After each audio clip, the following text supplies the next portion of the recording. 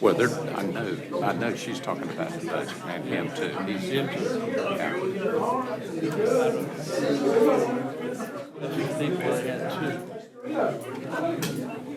Good evening. Got quiet very, very fast. Welcome. And at this time, I'm going to call on Glenn Crocker, minister at First Church here in Washington, to give the invocation. Glenn? Passage of scripture first from the book of James. Consider it pure joy, my brothers and sisters, whenever you face trials of many kinds, because you know that it's the testing for your faith that produces perseverance. Let perseverance finish its work so that you may be mature and complete, not lacking anything. And if any of you lacks wisdom, he should ask God, who gives generously to all. Let us pray. Blessed are you, Lord our God, who is the King of the universe. Father, we thank you for the privilege of living and serving here in Beaufort County. And tonight we thank you for these commissioners and those that are gathered, all who serve our community. We recognize, God, that leadership is both a responsibility and a gift. And we're grateful for those who are willing to carry that burden on behalf of others.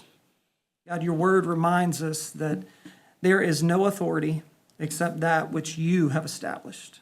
And because of that, we ask that these leaders would approach their work with humility and integrity, with a sincere desire to serve the people that you have placed in their care. For God, they are your children. I grant them wisdom in every decision, clarity in every discussion, unity where it is possible, and where there is disagreement, God, give them patience, respect, and understanding. Help them seek what's right, what's just, and what's best for the people that they serve. Lord, in all that is said and done, may you receive honor and glory. In the precious name of Jesus Christ we pray. Amen. Amen. Thank you, Glenn.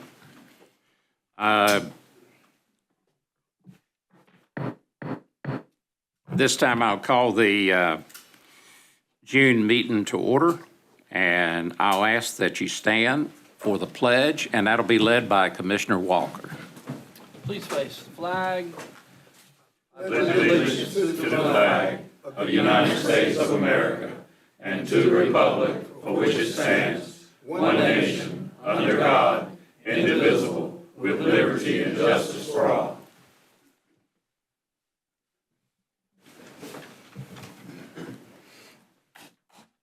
If you will, make sure that you've got your phone in the mute or cut it off or whatever you want to do. Just make sure it doesn't go off.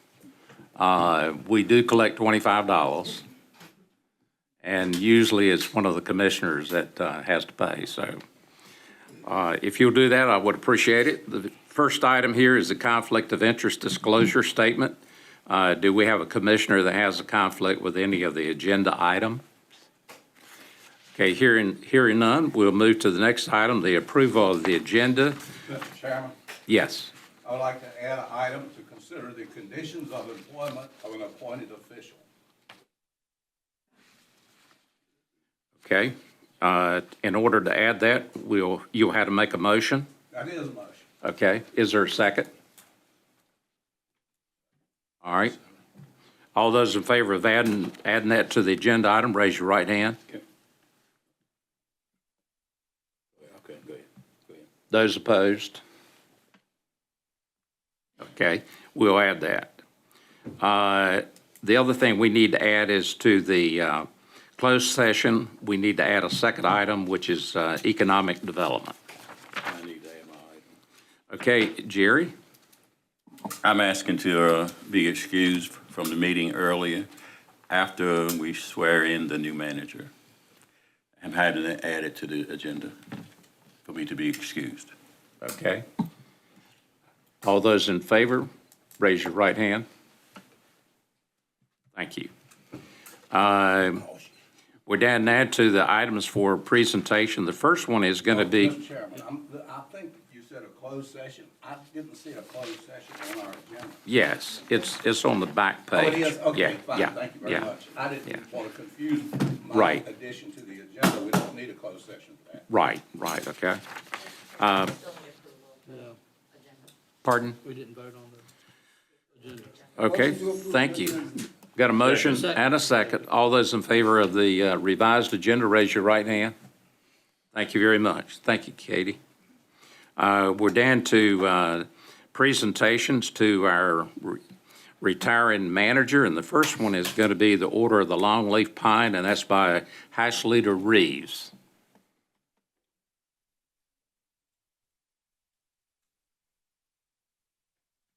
Good evening. gentlemen. Good evening. Hope everybody's doing well. Brian, if you would, give me just a second. Yes, sir. Because I can't see any of this stuff. All right, here we go. First, a good evening, everybody here. Appreciate you here, and we are presenting to Mr. Brian Oligood, the Order of the Longleaf Pine. And I am standing in on behalf of Great Governor Honorable Josh Stein, and it reads as follows. I do by these presents confer the Order of the Longleaf Pine with the rank of Ambassador Extraordinary, privileged to enjoy fully all rights granted to members of this exalted order, among which is a special privilege to, to propose the following North Carolina toast and select company anywhere in the free world. Here's to the land of the longleaf pine, the summer land where the sun doth shine, where the weak grow strong and the strong grow great. Here's to down home, the old North State. Mr. Oligood.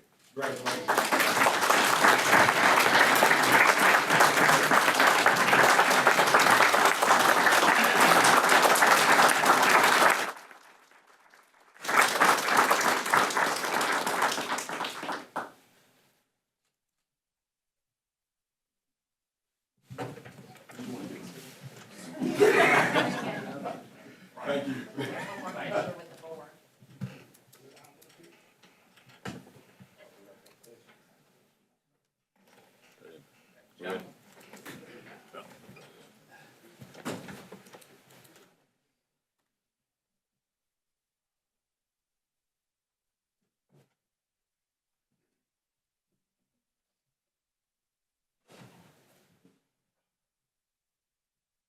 This is pretty long, so I'll try to get involved. Proclamation recognizing Brian Alligood's service in Beaufort County, North Carolina. Whereas Brian Alligood was appointed as Beaufort County Manager in April 2015 and has honorably served in that position for more than a decade.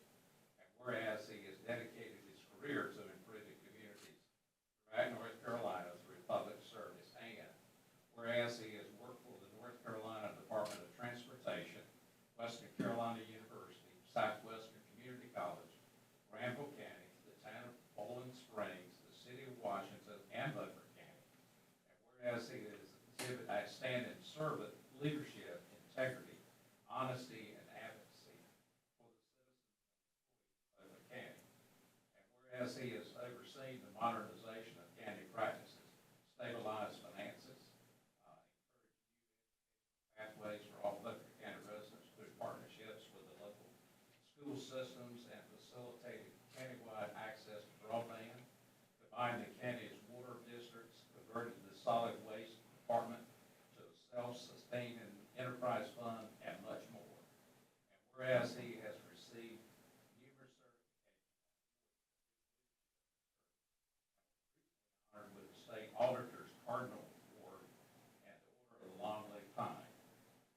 Whereas he has demonstrated his dedication to community involvement by serving as a valued member of the Washington Noon Rotary, being named the Paul Harris Fellow, serving as a board member of Bright Futures and Beaufort Tide Partnership for Children, and serving on the advisory board for the Boys and Girls Club.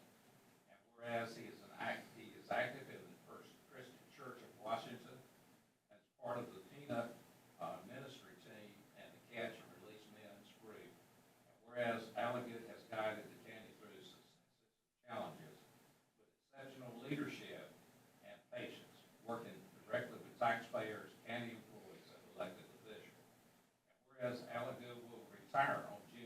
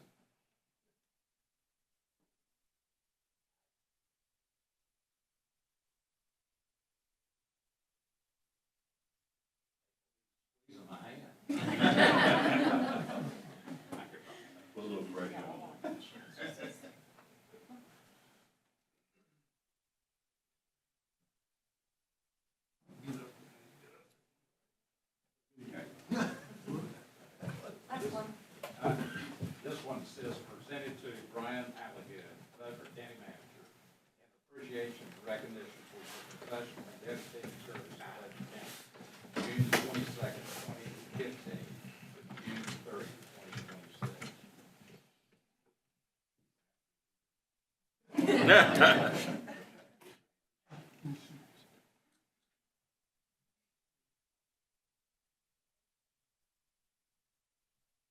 April, does he bring the money to you like that too?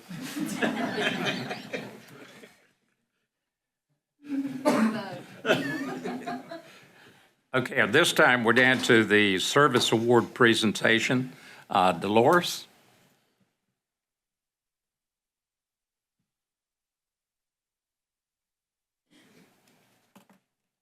That's going to be kind of hard to follow. I want to say congratulations to Brian, first of all. Secondly, I would like to acknowledge a couple of our Beaufort County employees tonight. Ms. Jennifer Paul with Emergency Medical Services has 10 years of service in. We were, yeah, she's here tonight.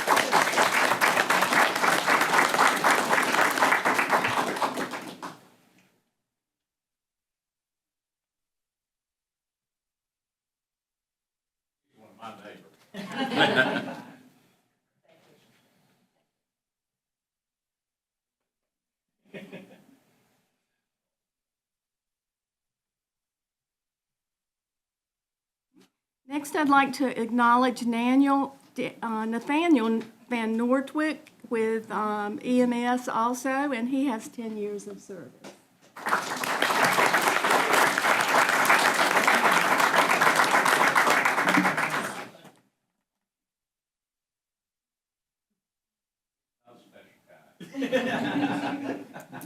He's a twin. Yeah.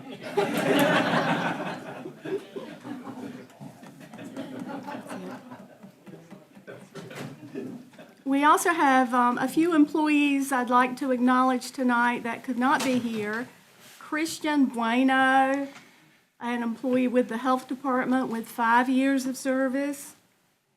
Julie Woolard with Emergency Medical Services has 10 years of service. And Matthew Cox with Emergency Medical Services has 10 years of service.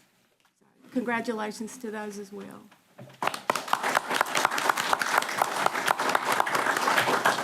Thank you very much, Dolores. Thank you. Okay, the next agenda item is the annual Trillium report. Dave? And I guess this will be your last one with us. Yes, it will. Yes. Good evening, everybody. Dave Peterson, Senior Regional VP at Trillium Health Resources. And at first, before we get into the presentation, I just want to thank Commissioner Langley, who's been the chair of our Regional Advisory Board. He's been the chair of our governing board. He's been phenomenal at supporting Trillium in all aspects of our business. And so I want to say a special thank you to you, sir. Okay.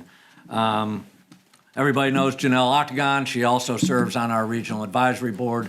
And we do appreciate, we have our Regional Advisory Board meetings at her building every 2 months. So she's given us that space, but also been very supportive. So, and Brian, thank you for all your support over the years too. Yep. Yeah, yes. All right. So annual report. Those of you that don't know us that well, we are transforming lives and building community well-being through partnerships and proven solutions. We oversee the mental health, developmental disabilities, and substance use services in many, many counties, 46 counties. We do not provide those services directly, but we contract with thousands of agencies that do offer those services. So we want to make sure that these services are staying local and they're public services for folks. Had some big changes over the past 2 years. The state has once again said, when I started this many, many, many years ago, there was 41 of us in the state. You look at the map now, there's only 4 colors on that map. They've gotten us down to 4. okay, of consolidation after consolidation after consolidation. Here was the good thing that happened 2 years ago. Two of the other managed care organizations were being requested by the secretary to fall underneath the other 3 or 4 other existing managed care organizations. The other 3 managed care organizations out of 21 counties, each one of them got 1 county. Trillium got 18 counties. So obviously the state said Trillium's doing something right with giving us 18 counties and the other managed care organizations 1 apiece, okay? So this is the map right now, but if you hadn't heard, on Friday last week, 2 of these folks on the map, Partners and Via, they're consolidating October 1.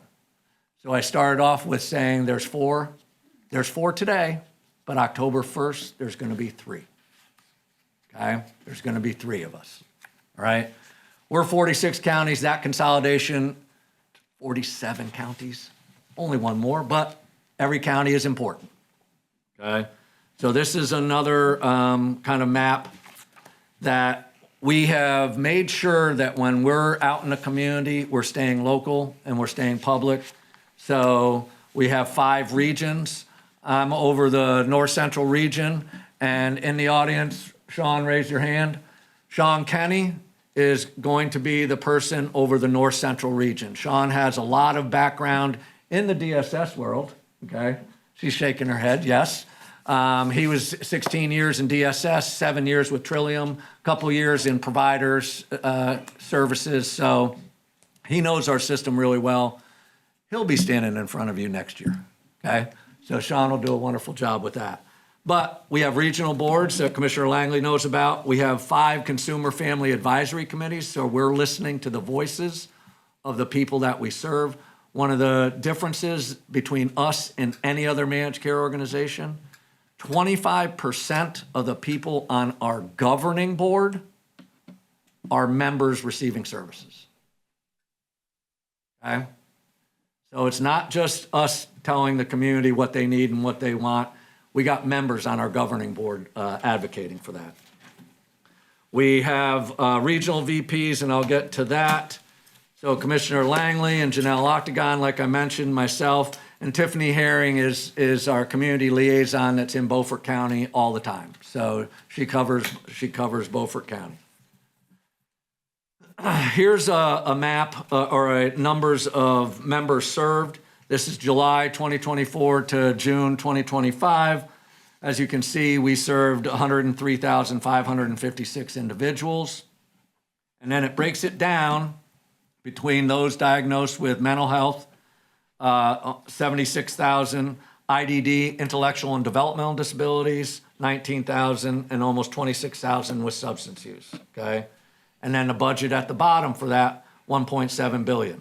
Let me make sure you hear why that is so high. It's because we no longer serve the low to moderate risk individuals, those that may need just some medication or maybe needing a therapist once a month. We serve the very, very, very high risk individuals, those that are needing residential services, those that are in the psychiatric hospitals, those that are needing wraparound services. So the very, very high cost individuals. That's why the budget is what it is for all 46 of our counties. This is Beaufort County numbers.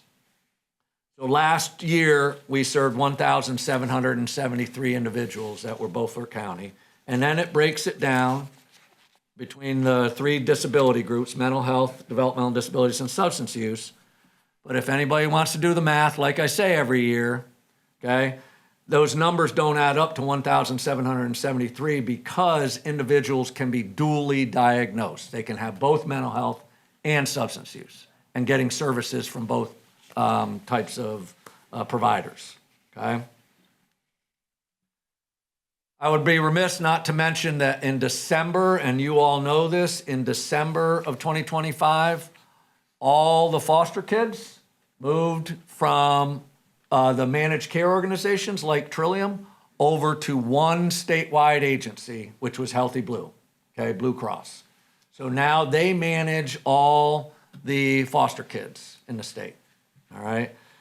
I wanted to make sure folks knew that because of Sean's current role and soon to be, he was our DSS engagement person. So you can still call on Sean in his new role, okay?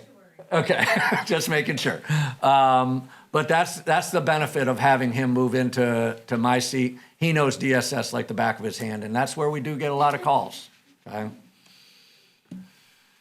Here's, I wanted to make sure that you saw back in 2021 when I presented to you all that the state had decided the low to moderate risk individuals were going to get moved out from under us and put into these private insurance companies' responsibility.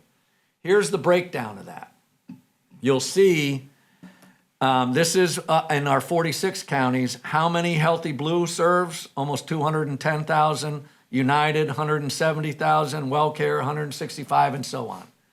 So they are serving a lot of folks that have low to moderate risk needs, all right? Here's the Beaufort County numbers now. Remember I said we serve a certain amount in Beaufort County? But keep in mind, I'm in front of you every year, and we have folks in your county all the time. But look at the numbers that the other insurance companies have that are serving Beaufort County individuals. I would encourage you to get to know these other managed care organizations like Healthy Blue. Okay? And I do know Healthy Blue has worked with the health department here on a grant that they've given them, but I want to make sure you're seeing that we're not the only game in town for serving Beaufort County individuals. All right? These are just some project updates. We have reentry simulations going on for those that are just coming out of prison to see what type of services and supports they're needing. We had one of those several months ago here in Beaufort County. Chest Health is an app that people can get on and try to access services that way because apps are the big thing. We are continuing to oversee mobile clinics, and there is a mobile clinic that's in Beaufort County every week. And then we also are doing Empower summer camps for people with developmental disabilities. As we all know, with the fentanyl issues that happened starting in 2018, 19, we've kept at trying to do a lot of the prevention services. And these are just 6 of the activities that we are doing to try to continue to address the fentanyl issue and any of the other hardcore substance use issues. So we're having Post Center work with the school systems. Sold Out Youth is working with the school systems. And then, like I do every year, Brian asks to have it delivered. It should be by this month, that the Narcan kits that we purchase, Brian or Tim will be deciding where those Narcan kits will go within Beaufort County, okay? So those should be coming by the end of the month. And then this is just our line for accessing services, which is 24/7 in our communities so that people don't have to call 911. We have licensed clinicians on our line 24/7. So,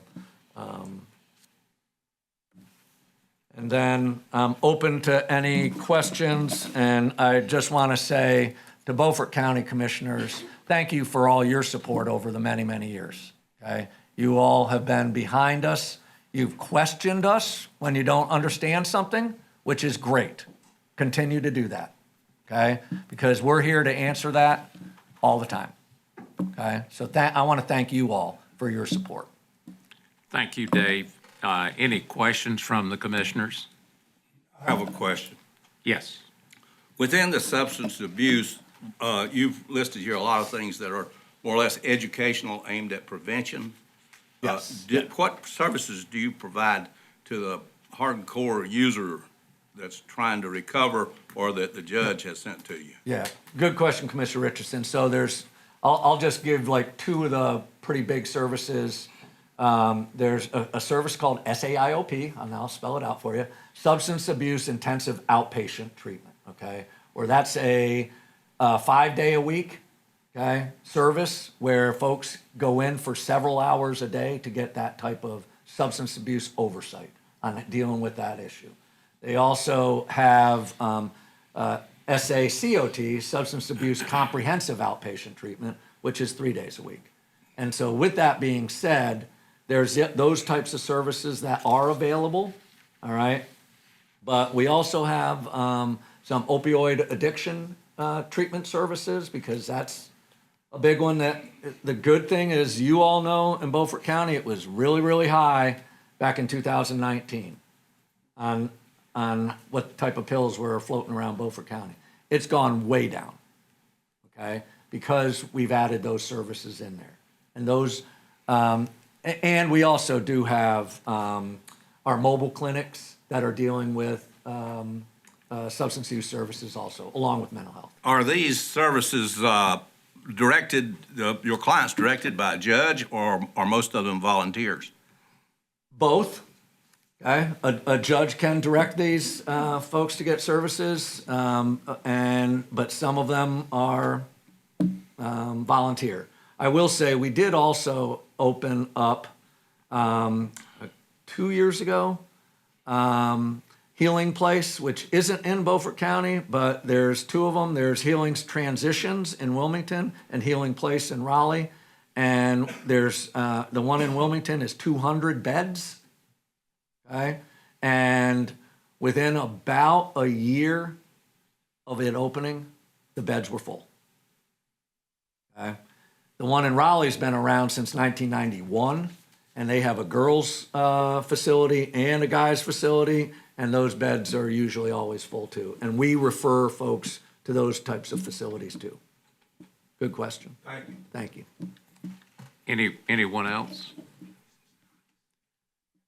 Congratulations on your retirement, Dave. Thank you. You still can come and attend one of our meetings if you get bored. I appreciate that, Chairman. Thank you. But no thanks, right? Hey, I told my wife if I was gonna move to a county, it'd be this one. Thank you, thank you. Yep. Okay, the next item is the update on the Durham Creek boat landing. Brian? Thank you, Mr. Chairman, members of the board. So at your last board meeting, you had an agenda item regarding the Durham Creek, the old Durham Creek boat landing. Just some history on that, as we talked about at the last meeting, in which the board voted to proceed with auctioning that property off. The property was acquired by the county. It purchased the property back in 1911. And the deed restrictions on that property required that it be used as a public boat landing for at least 25 years. After the 25 years had passed, then the deed allowed the property to be disposed of by the county, but it had to be done so by public auction. And then it also read at whatever requirements of public auction were at that time, or at the new time. So in our discussion at the last meeting, the landing has not been kept up by the county. The county has not done any work. There have been private citizens who have done some work on that landing, but the county has not done anything to it. And the recommendation from that I gave you was that either the county needed to get in that business and get it cleaned up and get it established and work on it and make it safe, or you needed to get rid of it. And the board ultimately voted unanimously to dispose of that piece of property. There's been some conversation about it from the public. Since that time, we reached out to North Carolina Wildlife to ask them about the property. And I'll read you, I had a conversation with Gary Gardner, who is their division chief for engineering. And he got back with me and actually got it this morning. He said, after reviewing with our director's office and even evaluating options if we were able to purchase any adjacent property, Wildlife Resources Commission is not able to take on this property at this time. The space is too limited due to wetlands to try to develop further to get the site to our standards. And we also have significant concerns about safety and liability due to the site having to utilize the road. So you're familiar, more than likely, I'm sure all of you are familiar with how that is accessed. It's access right off the road, and the majority of people park right along the side of the road in DOT right away after they launch their boats. So as it stands now, as I said, the deed restriction, and the county attorney is happy to talk to you about any questions you may have about the deed restriction. The deed restriction requires if you dispose of it, you've got to do it by public auction. So as it stands now, that date for public auction on the courthouse steps is June the 23rd. It is that far out because the statutes require that there be at least a 30-day notice on that. So that has been completed.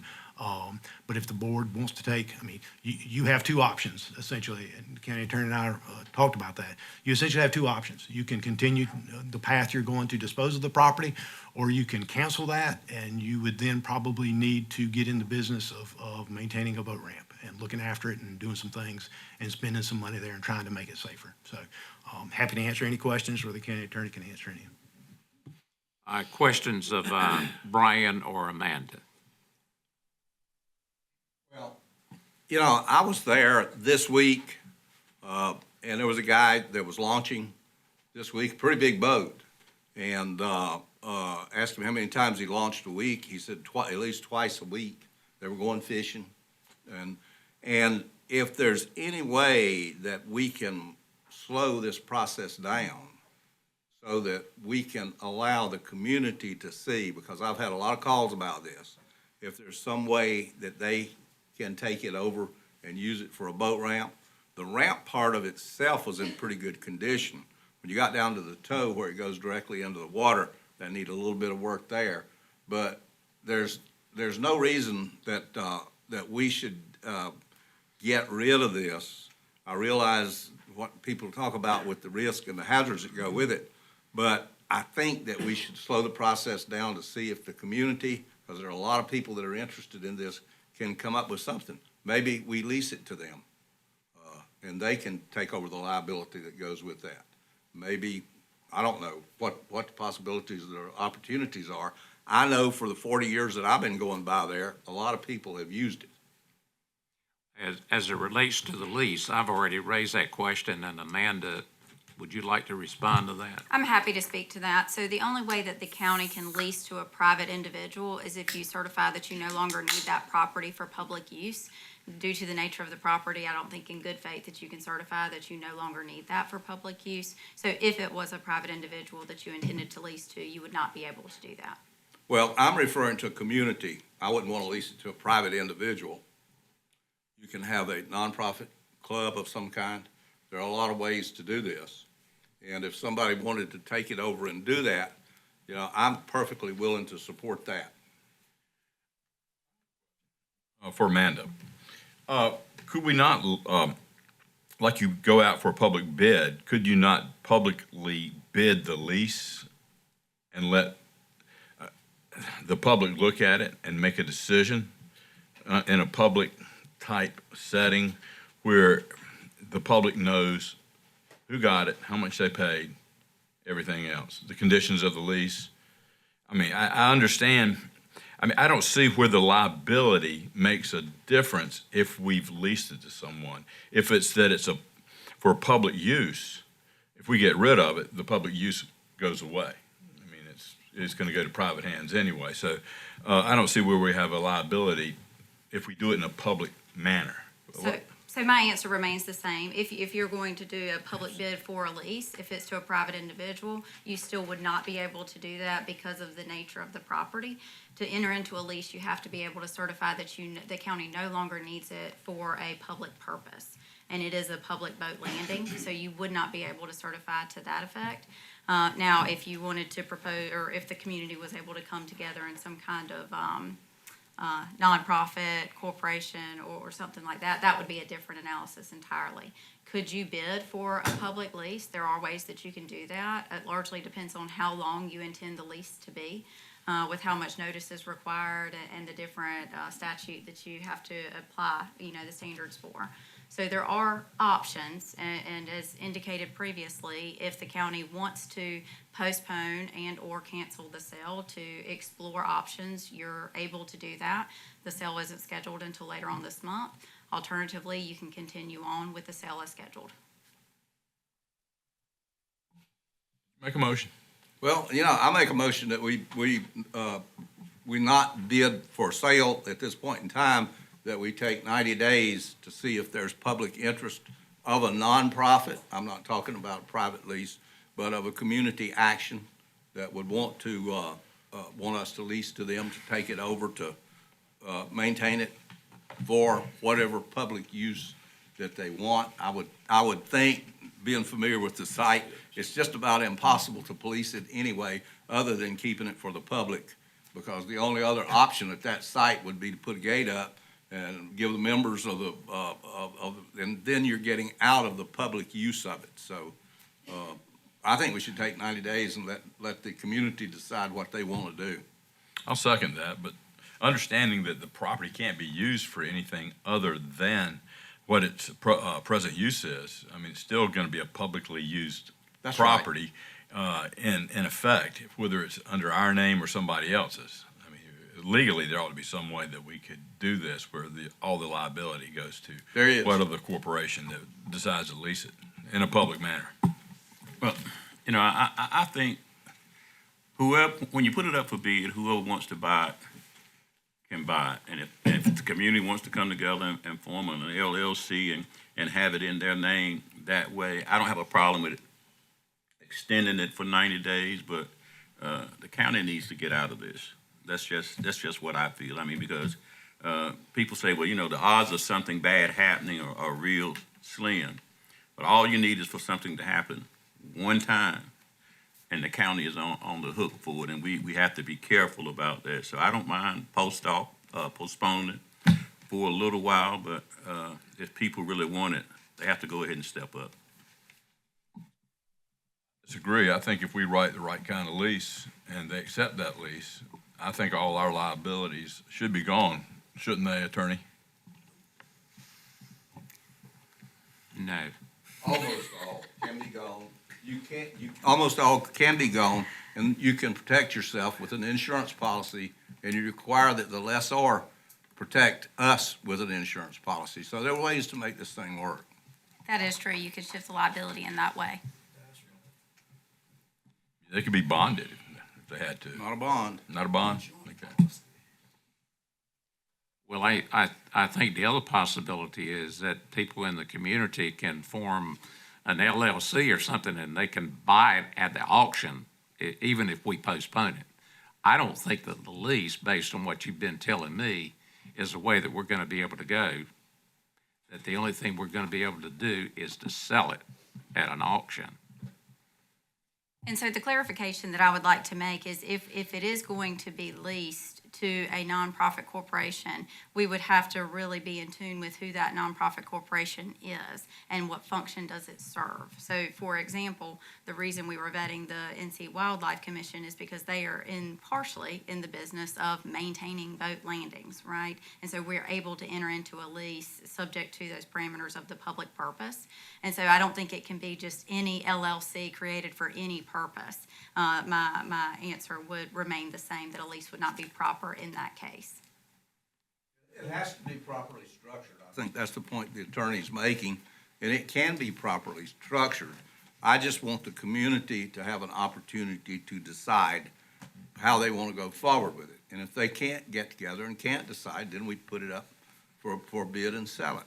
But there's too much community interest in this particular item. And it's on a dead-end road. That limits the opportunity for something to go wrong.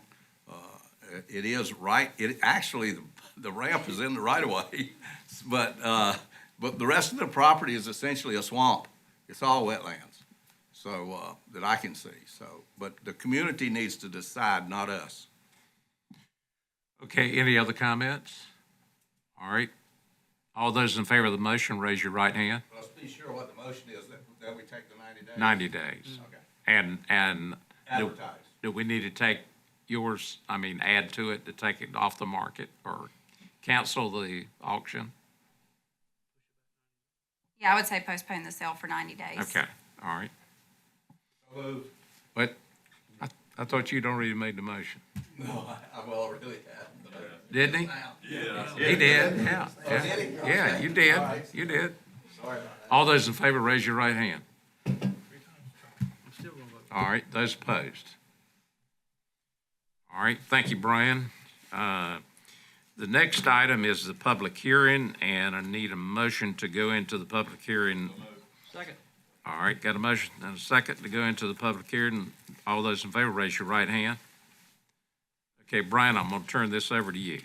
Thank you, Mr. Chairman and members of the board. So this is a public hearing to receive comment from the public on including territory within the town of Bellhaven in the Pantego Township Rescue Service District. You'll recall several years ago, you did this with Bath. You've done it before with Pantego. There is a statute in which you have to follow in order to do this. Currently, the way it is laid out is that the way we handle EMS districts, they are set up as special service districts, and we levy a tax, the county levies a tax to provide those services. In this area, the town of Bellhaven is not included in that special service district, because you are not allowed by statute to enforce your items within a municipality without their consent. So the way it was working there, the town of Bellhaven wanted to continue, and over the years they have, wanted to continue to receive EMS services, and they wanted to participate in paying for that. So what the town has done is they have paid the county the equivalent of 5 cents on the tax rate. Whatever their tax rate was within their area, they've paid to the county 5 cents, just like everybody else in that service district, and the county has been paying 5 cents for that service. So the service is being provided, the payment for that service has been done. The town decided that they would rather change that and have the area inside the municipality now included in that overall service district. They sent a resolution. It's required that they send a resolution to do that. The Board of Commissioners in the town of Bellhaven adopted a resolution on March the 9th of 26, asking that the Board of Commissioners consider including this area in the current service district. So we went through the process. We brought that to the board. The board voted to say, okay, we're willing to consider that, start the legal process to do that. We've gone through that process. The report that's required by statute to do that was filed in the clerk's office on April the 10th of this year. We mailed public notices to every property owner within the city, and they received this notice, which shows the district, what the old district looked like, what the new district will look like, and an explanation, and also a notice of the public hearing. That was mailed to property owners on March the 30th of this year. We ran a public notice in the Washington Daily News on May the 16th of this year, and this is your public hearing where you'll receive comments from the public today regarding this. If you then so vote to move forward to incorporate this area within the Rescue Service District, then the county will then levy the 5 cent service district on the property inside the town, and the town then would not pay us directly. So the assumption would be that you increase the levy by 5 cents on the Rescue Service District, and the town reduces theirs by 5 cents, so it's a wash. If you vote tonight to approve that, the effective date will be July 1 of 26, so it starts. It's a long process. It takes 3 or 4 months to get it done. We started that process and have followed the statute. We've met all the requirements. It is now time for you to hear if there's public comments, and then if you so choose to vote to include that, you should do that tonight, because if you don't, we then run into an issue where we have to do it at the beginning of the fiscal year. So you would then be precluded from doing anything until next fiscal year, July 1 of 27. So I'll answer any questions the board may have regarding it. Any questions of Brian? Okay, we had a sign-up sheet for public comment, and no one signed up. Is there anyone that missed that's from the Bellhaven area that had questions or a comment? I see that we have the mayor and the manager both here. Did you want to say anything, or you just here? Okay, all right, well, that's great. That's great. All right, we need a motion to come out of the public hearing. Got a motion to come out and a second. All those in favor, raise your right hand. Okay, now we're down to the public hearing on the budget. need a, So if you so choose, if the board so chooses to take an action on this tonight, we would appreciate that. I'm sorry. Okay, need a motion to move forward with the, Motion to approve. all right. Got a motion and a second to move forward with us billing for the town of Belhaven and also incorporating them in the bigger EMS district. All right, all those in favor, raise your right hand. Thank you, gentlemen. The next item is the budget public hearing, and at this time, I need a motion to go into the public hearing. So moved. Second. Got a motion and a second. All those in favor, raise your right hand. Okay, thank you. We have two people that, citizens that have signed up, and the first one is Patricia.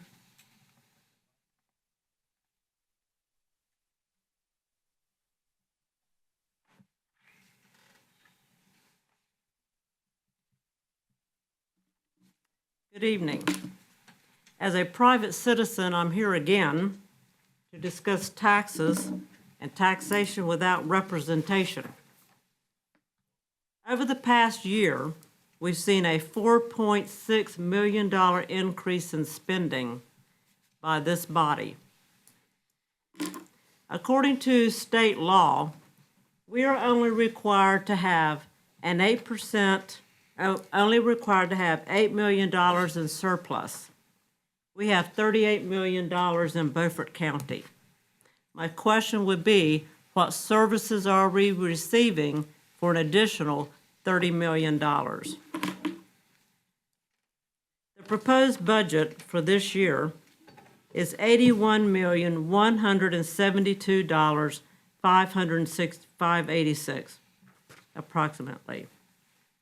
Property taxes, $44,276,162. 50% of the total budget is going to those individuals that own property. Many of those people are on a fixed income, 65 years and older, and they're being asked to support 50% of the budget. We've had a almost 5% decrease in population in Beaufort County, but we're continuing to add government employees and increase taxes.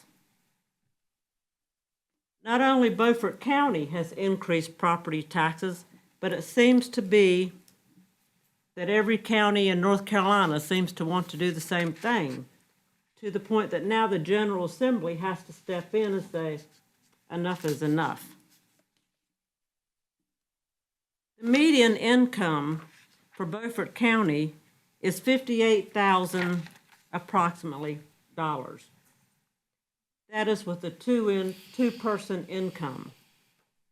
The average salary of the private sector is, the median salary is $52,000.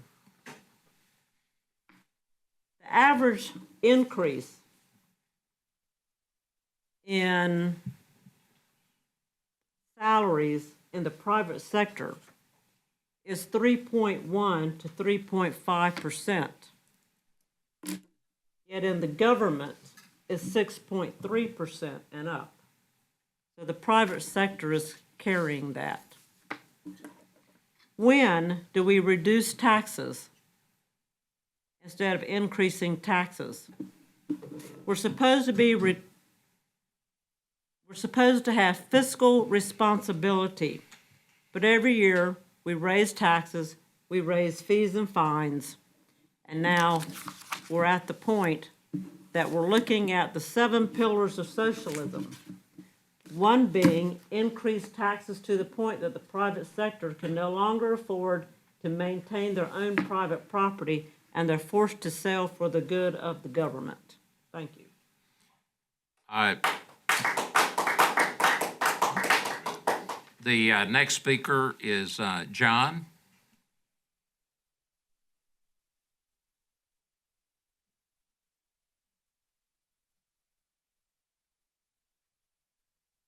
Sometimes I have a hard time speaking because I've had cancer a couple times. I moved here about 6 years ago. My property taxes has doubled. Whatever reason it is. And it really gets to me when I go to a gun auction at Country Boys. I have city employees from 10 o'clock till 4 o'clock at the gun auction while they're on duty.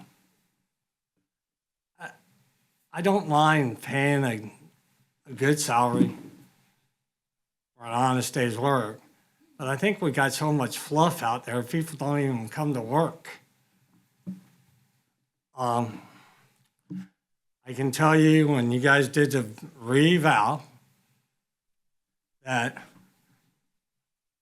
when I walked in to challenge it, in the county or in the tax office, oh, you live in Catnip Point. Well, I don't.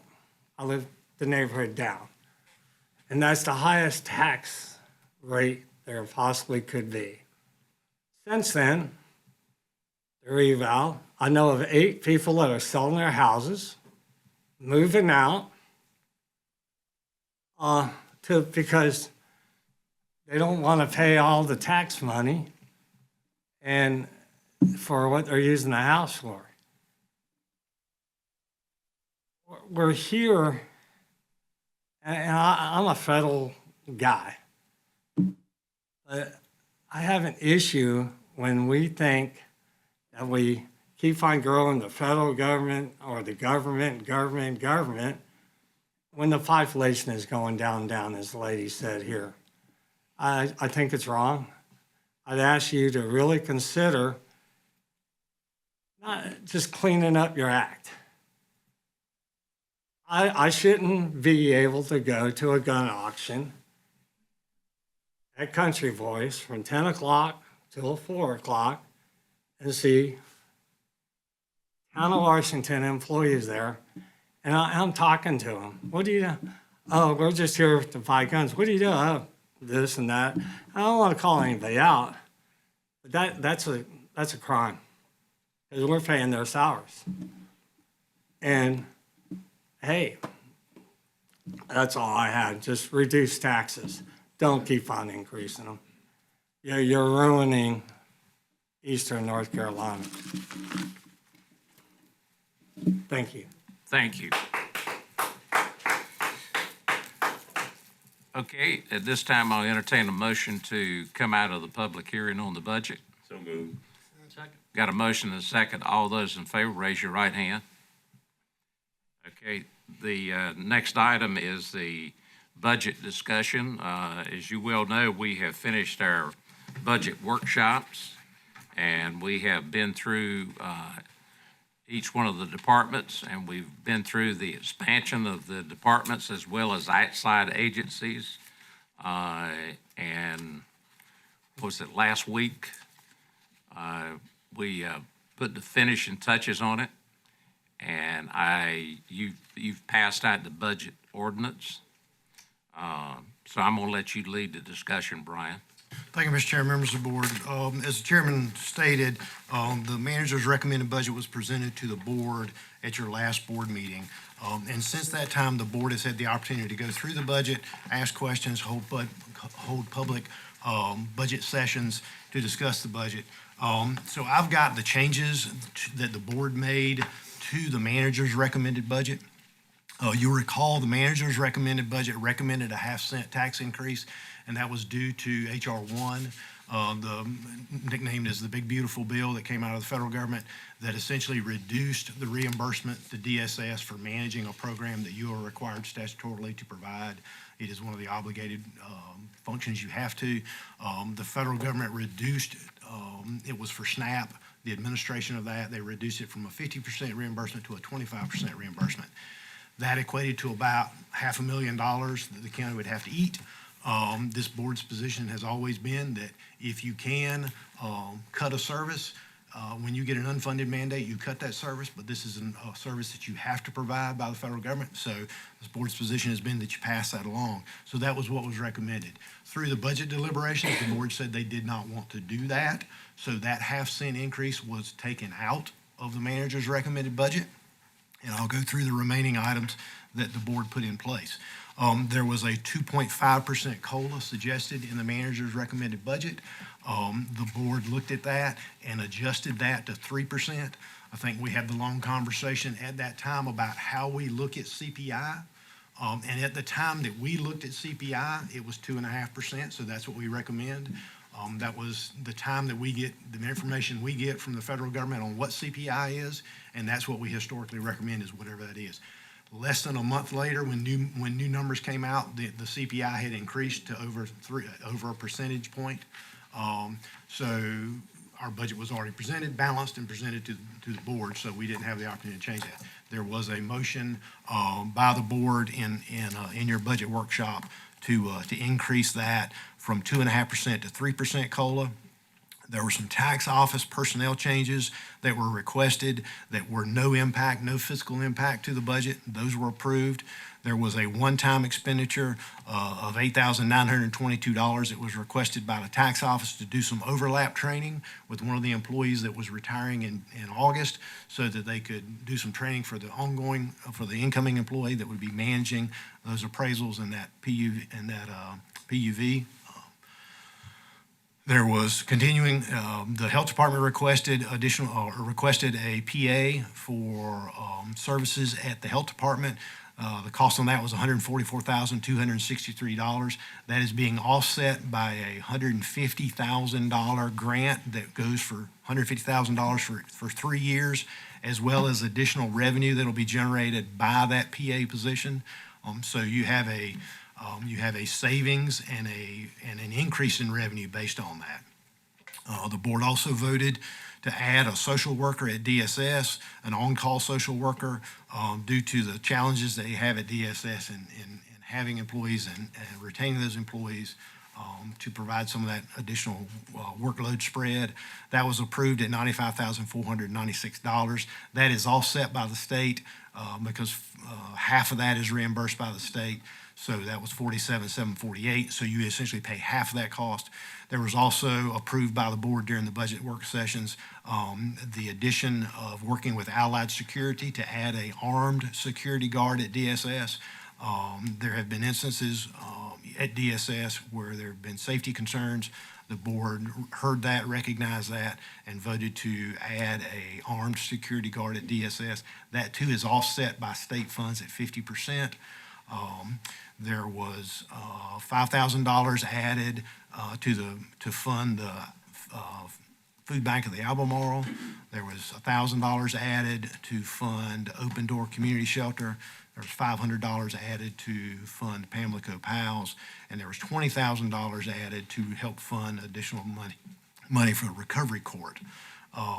Based on that, again, you removed the half cent, the revenue offsets.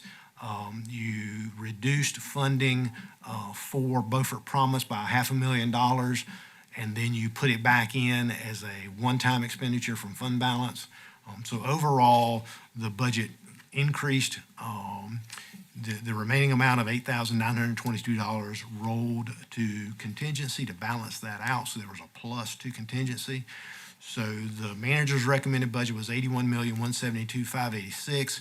The board's budget is $81,597,252. I will tell you that we just received the 2026 sales ratios from the North Carolina Department of Revenue. Beaufort County did its revaluation last year. This year's 2026 sales ratio from the DOR is 92.14. So that tells you that the property values in the market have increased by that much already.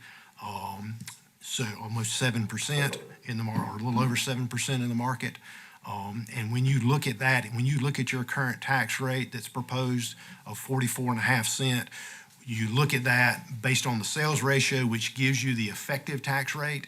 That's so you can compare apples to apples across the entire state. It looks at where you are in your revaluation cycle, because you may look at a county that has a tax rate and they're in their first year revaluation. That doesn't compare to what the actual effective rate is for a county that's in their seventh, eighth year of revaluation.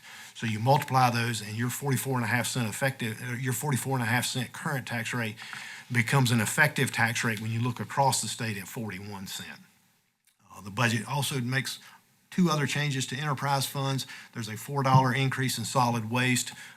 The $4 increase there is to offset the inflationary costs that are passed on to us from our contractor. And there are no changes to the water rates in the water enterprise fund. You have the budget ordinance that the finance officer has put together for you. It lays out again, the tax rate stays flat.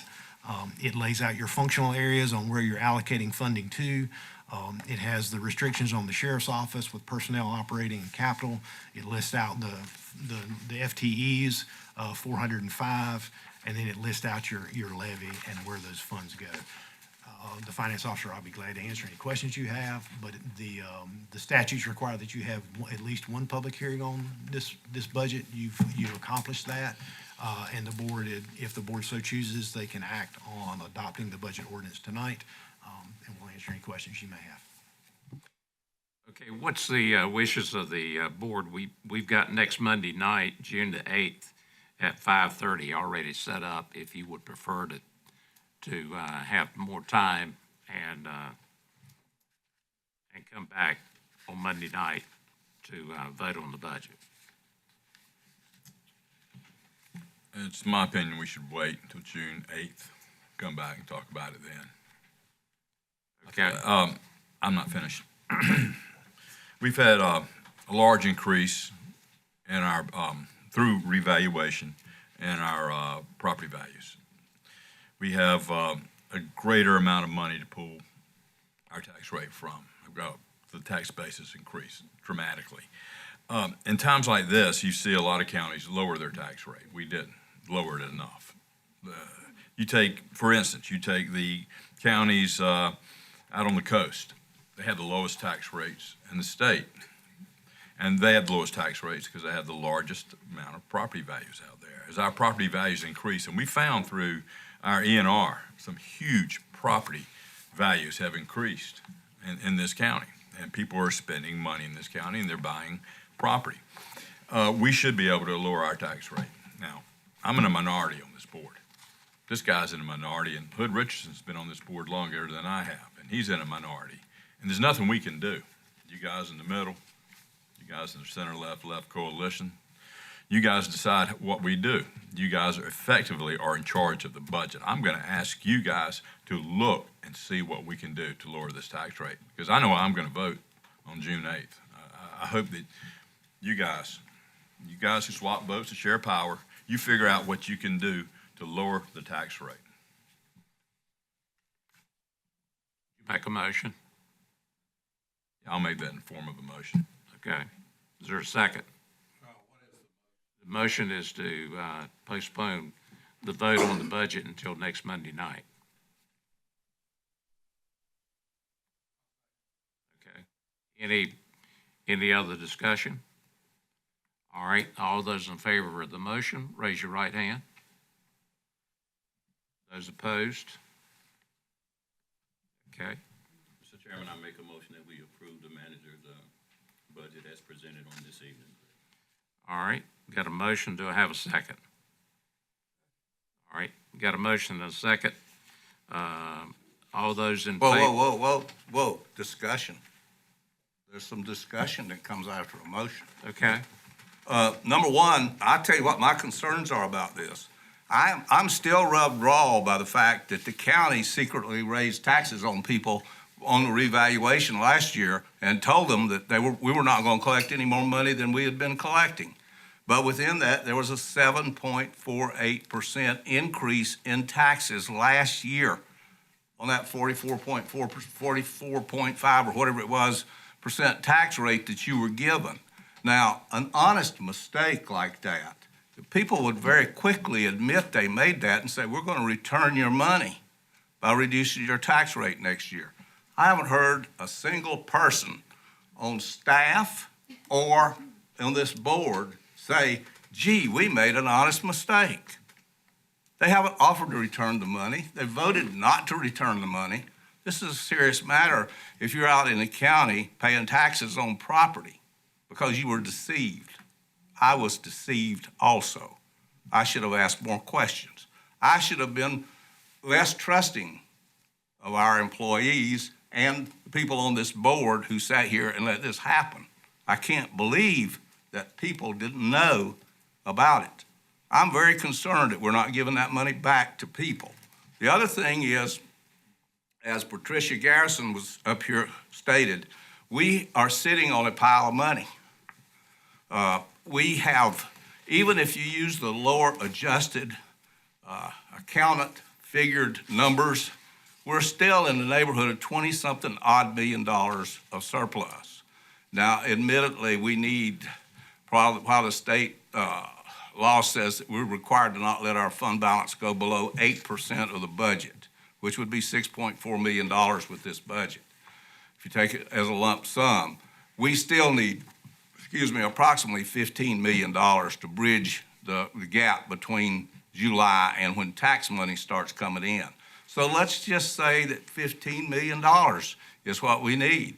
If we subtract 15 from 28, the county's still sitting on $14 million. The cost of doing a 10% tax decrease is only about $4 million. The cost of returning the 7.48% that was stolen from you, and yes, I'm saying stolen, and I'll stand by that because it was fraud, that was stolen from you is only about $3 million. Why not do the honest thing and return that money to the taxpayers and show the taxpayers some good faith? That is important. And then I have a little statement here, which I'll peel off. You guys can all read it. Make sure the clerk gets one to go in the minutes.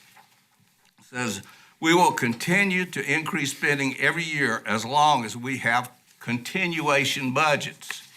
You know what a continuation budget is? It's an easy budget to do. We just sit here and we add something to whatever the cost was last year, we add to it for this year. And the rule of thumb that the county's been using is 3 or 4%, and everything's fine, you just keep raising them. And we're spending a little more than that this year of increased spending without taking a look at whether we need these what we're buying or not. Continuation budgets do not provide the conditions for efficient government. And that is, continuation budgets deny addressing policy. There's no policy in this budget. The policy is we're going to keep spending what we've been spending. That's the policy. There's no addressing of what a policy we may need to change in order to help ourselves or to serve the public. Two examples of bad Beaufort County policy are the reluctance to address illegal drugs and their effect on taxes and the quality of life of Beaufort County citizens. Gifting needles and Narcan does not solve any part of this problem. The other example is the growth in Beaufort County government providing private health care when there are abundant providers available, and that's what this board voted to do, is to continue to provide, to add another provider at the health department for private health care. When we've got a hospital, doctors, and a medical school in Greenville, why is the county providing medical care to people? Okay, school appropriations should be reduced by the $420,000 that was supposedly saved in closing the Snowden School. Remember, we're going to save money, we're going to close the Snowden School, we're saving $420,000. That was, pure bunk. But if they saved $420,000 and this board bought it, why isn't this board reducing the school budget by $420,000? Okay? Also, within the budget, we are still paying to provide maintenance services for 2 school buildings that are not going to be used next year. The $50 million debacle that's being built over here now is replacing 2 school buildings. One of those is going to be torn down. It's not going to exist. So let's just say that you got another $200,000 or $300,000 in school maintenance, or maybe increased utilities, because supposedly the new building is going to be a lot more efficient. you've probably got $1 million there that could come out of the budget. And it needs to come out of the school budget. Because they're the people that are running around crowing about what great things they're doing for you. So if they're doing these things, their budget needs to come down. And again, what Ms. Garrison said, there is a proposed change to the state constitution to allow the legislature to put limits on the amount of taxes counties can levy on their public. The public will easily pass this change. And the reason is because Beaufort County is a prime example of abusive county government. We have taxed people to the point that paying taxes is no longer a privilege, but an oppressive burden. So counties are going to have kept raising taxes and abusing their public and not listening. So now the public is going to have an opportunity to fix this fall by voting for that change. And they're going to restrict the amount of money that we can collect in order to provide you with services. This, in the long run, is not going to be a good thing because it's going to restrict us to the point that when we need certain things, we're not going to be able to tax you to be able to provide them for you, and you have to pay for these local services. So there's a lot of work that could be done with this budget to make it more efficient and to reduce spending and to reduce taxes in Beaufort County, and it is simply not there. Under our system of continuation budget, it's not there. Anyone else? Yeah, I'd like to say something. Nobody else wants to go. I have a slight differing opinion on two items with Commissioner Richardson, although I hold everything else he says to be golden. I don't want to fault the employees on what happened with the tax revaluation. I think this is a political issue. Commissioners set the tax rate. Nobody else does. We get a manager's budget. We can cut it just as much as we want to cut it. We can add to it. And as you saw this year, they added to it. We add to it most every year. When I say we, I say that euphemistically, the editorial we. I don't, they do. I'm powerless to do anything about it. I'm in the minority. I'm one of the conservatives on this board. But it is a political issue that we raise taxes. And we do it on a regular basis, and we've got to stop doing it because I was here as a commissioner in 2007, 2008, and we had to lay employees off, a whole lot of them. And that could happen again. Economies don't always go up. Sales tax doesn't always go up. And if you don't manage yourself properly and you make government bigger, bigger, and bigger, these things happen. Now, I've been a commissioner a long time. I remember when we were spending around $38, $39 million a year. Now we're up to 81 million. That's an increase. It's a big increase. And our population has decreased by about 3,000 or 4,000. Now, I will counter, I think it's really larger than that, but because of the roles people voting, there's a lot of people voting in this county. But I also have a difference of opinion with Hood on another issue. The last issue, we can make a difference tonight. We can make a difference, but we're not. We're not going to make that difference. These commissioners are going to vote for 4 of them are going to vote to raise taxes on you guys. Now, if we could have a different way of electing county commissioners, where all of you could vote for each office. You don't get to do that now. You have what's known as limited voting. It's been found by the Supreme Court as a fallacy. Shouldn't be done in the state. Shouldn't be done anywhere where race becomes a reason for legislating how districts are drawn or how the way you elect folks. It shouldn't be done that way, but we do it that way in Beaufort County. If you had more votes, 7 votes every 4 years rather than 2 every 4 years, you would have a better opportunity to vote for the person you want in office, and you could vote for more of the people you want in office, and those people would do more of what you want because you got more folks that you voted for that you can go talk to if they don't do what you want them to do or what they said they would do. And this is a political issue, raising taxes. It's not the manager's fault. It's not our employees' fault.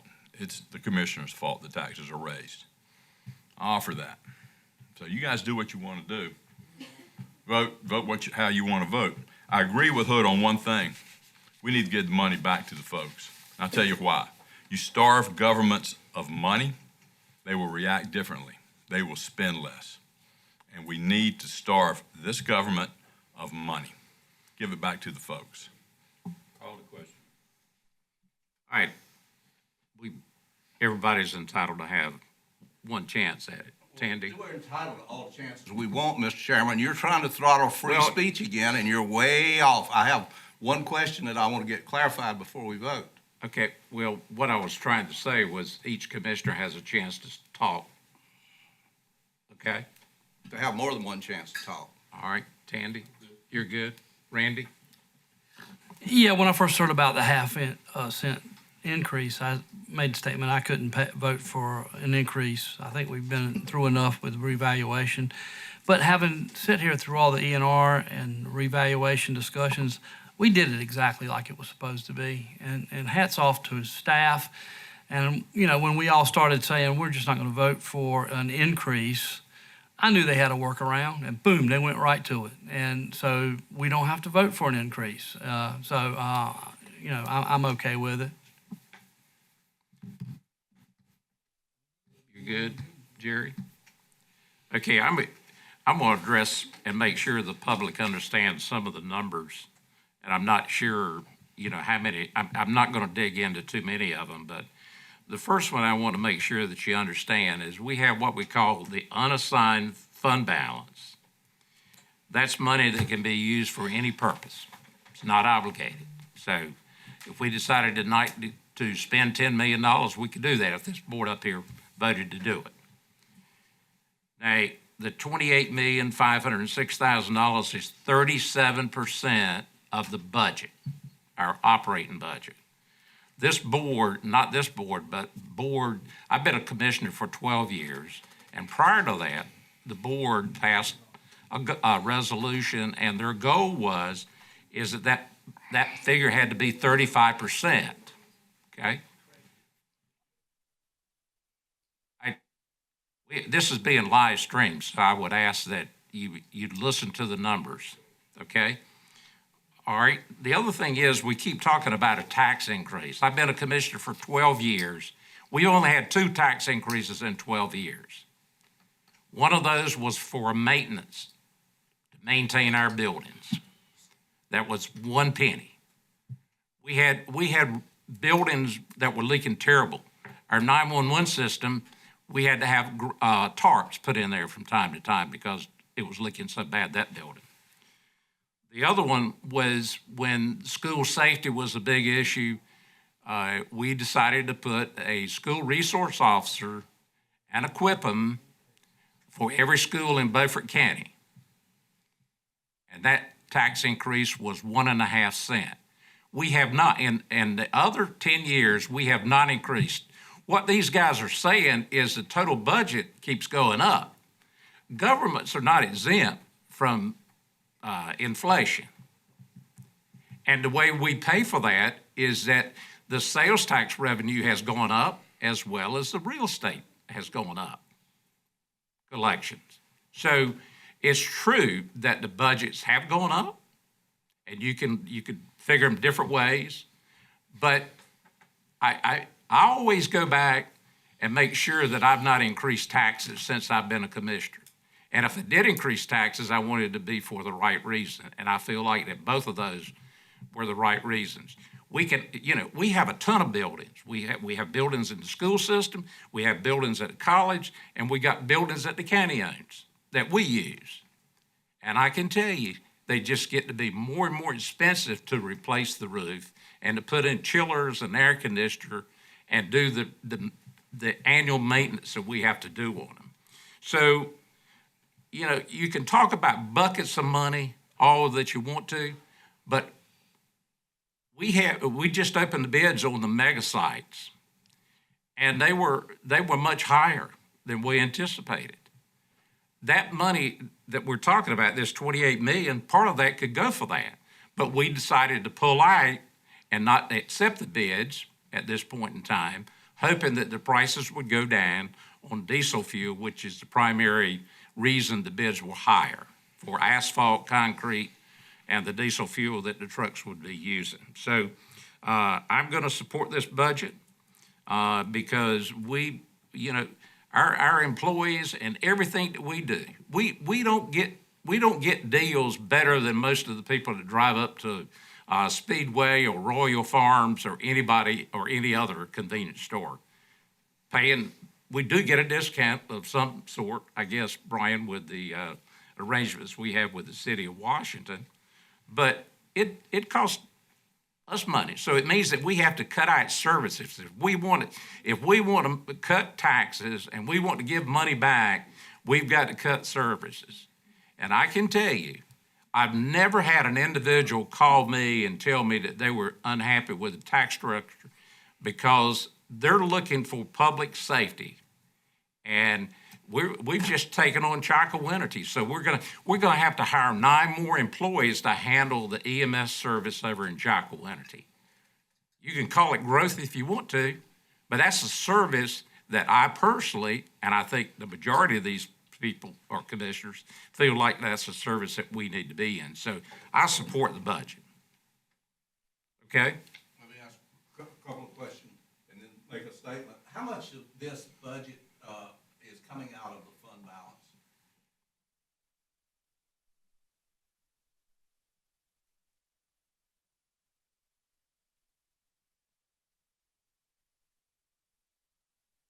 $663,000, and That's that's almost a penny of taxes. that's $500,000 for Beaufort Promise and $163,000 to pay for some capital, 2 or 3 vehicles. Okay. Well, what you need to do is, while you could talk about, you haven't raised taxes, but you've certainly doubled spending in the last 15 years. So where did that money come from? The best friend any government has ever had, federal, state, across the world, is inflation. That is why the dollar is not pinned to, has not been monetized and pinned back to gold, because it lets governments keep printing money. And as long as they print money, you're going to have inflation.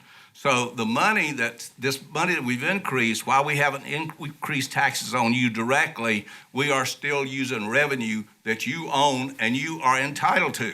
And that's the revenue that comes from inflation. We've introduced sales taxes over the last 20 years. That, as things go up at Walmart, then you're paying a tax on that.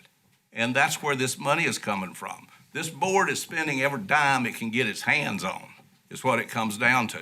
And then they're dipping this year into fund balance. They decided not to put a 0.5 cent tax increase on you after putting a 7.48% tax increase on you last year. So when you take a look at this, it's money and money and more money. And if you look at things, whether you need these things or not, or consider them to be desirable, like Beaufort Promise pays for a college education for students at the community college. Ask yourself, with what you're already paying to keep the community college going, do you still need to dig into your pockets to pay for more education? People need to start looking after themselves and paying their own way. So you're going to have inflation and you're going to have this kind of government until you decide to change it. Okay, we got a motion and a second on the floor. All those in favor of passing the 26-27 budget ordinance, raise your right hand. Those opposed? I am a great prophet.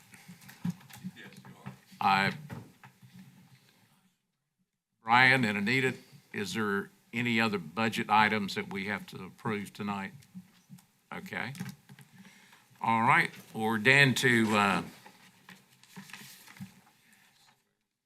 the swearing in ceremonies, and Katie's going to perform that. This is the swearing in of our new county manager.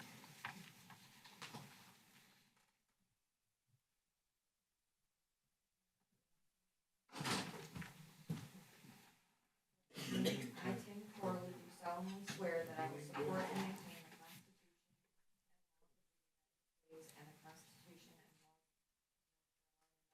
of therein, and that you will faithfully discharge the duties of your office as the Beaufort County Manager, so help you God. You, Tim Corley, further swear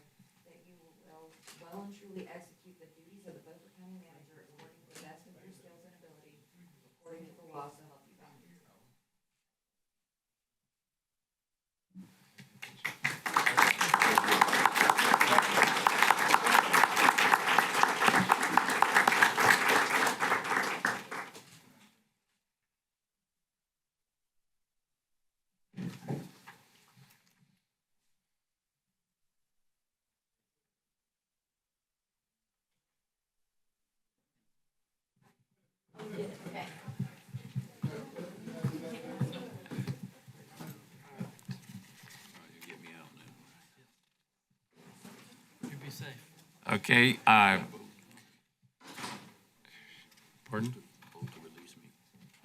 I thought we'd already voted. Okay. We're so close to the break, I think we'll go ahead and take the break right now, if that's okay. And Brian said he was going to stay on in case there was a question to him. So anyway, we're happy and delighted to have you. So, all right, we're going to take a 15-minute break. Okay, I'm going to ask that we get started back from our break. And we didn't have anybody sign up for the public comments. And we do not have either one of our legislators here. So we're down for items for consent. Does any commissioner want to pull one of those items? Mr. Chairman, I'd like to pull number 5, number 7. Okay, number 5 and number 7. Anyone else? All right, got a motion to approve. Is there a second? I'll second that. All those in favor of approving the items for consent, which includes all of them except 5 and 7, raise your right hand. Those opposed? Okay.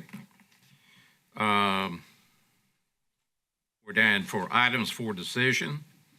Public Works. Wes?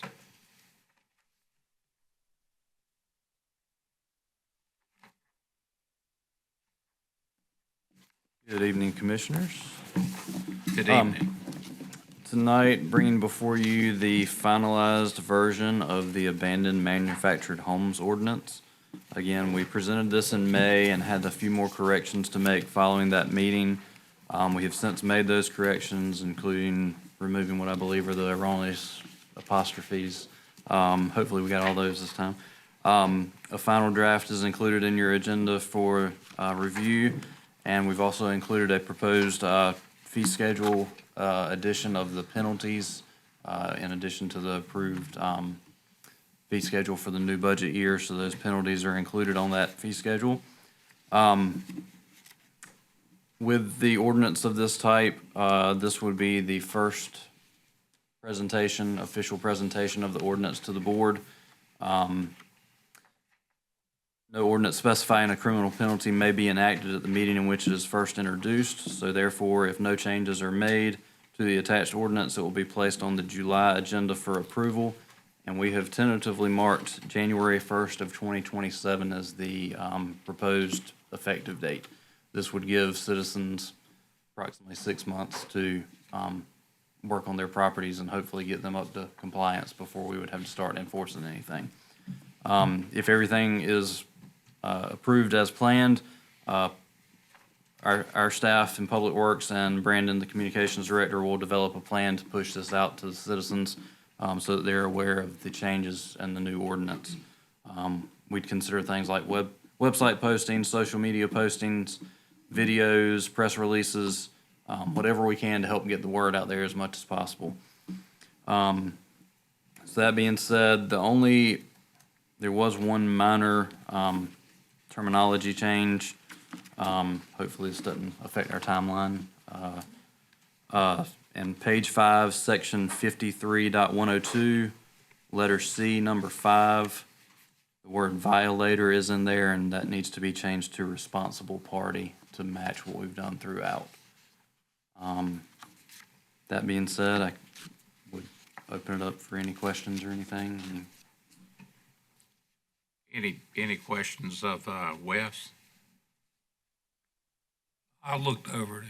I'm happy this time. Thank you. We got all the policies. Okay, all right. Okay, we need a motion to approve the language in the ordinance and the fee schedule documents and a plan for final approval of the ordinance at the July meeting. So moved. Got a motion? I'll second. And we have a second. All those in favor, raise your right hand. Those opposed? Okay. Thank you. Thank you, Wes. Mr. Chairman, do you want to go ahead and address the water fund that Commissioner Richardson asked. Yes, that's on page 34. Page 34.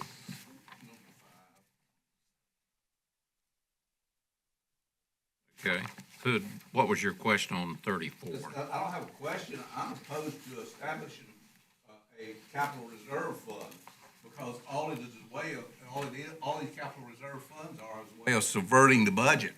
Because the money goes out and goes into the capital reserve fund, and then all of a sudden, oh gee, we can take that money out of the capital reserve fund. It never shows up in the budget. Government bookkeeping never balances. That's what the public needs to understand. And this is just another way of not balancing the budget. So leave the money in the fund as a surplus. You can spend it out of that fund just as easily as you can spend it out of a capital reserve fund. But it's a sleight of hand. It's an accounting trick, and that's all it is. I move that we not approve the capital budget fund, the setup of a capital budget fund for the water department. Well, I second that. do we already have one?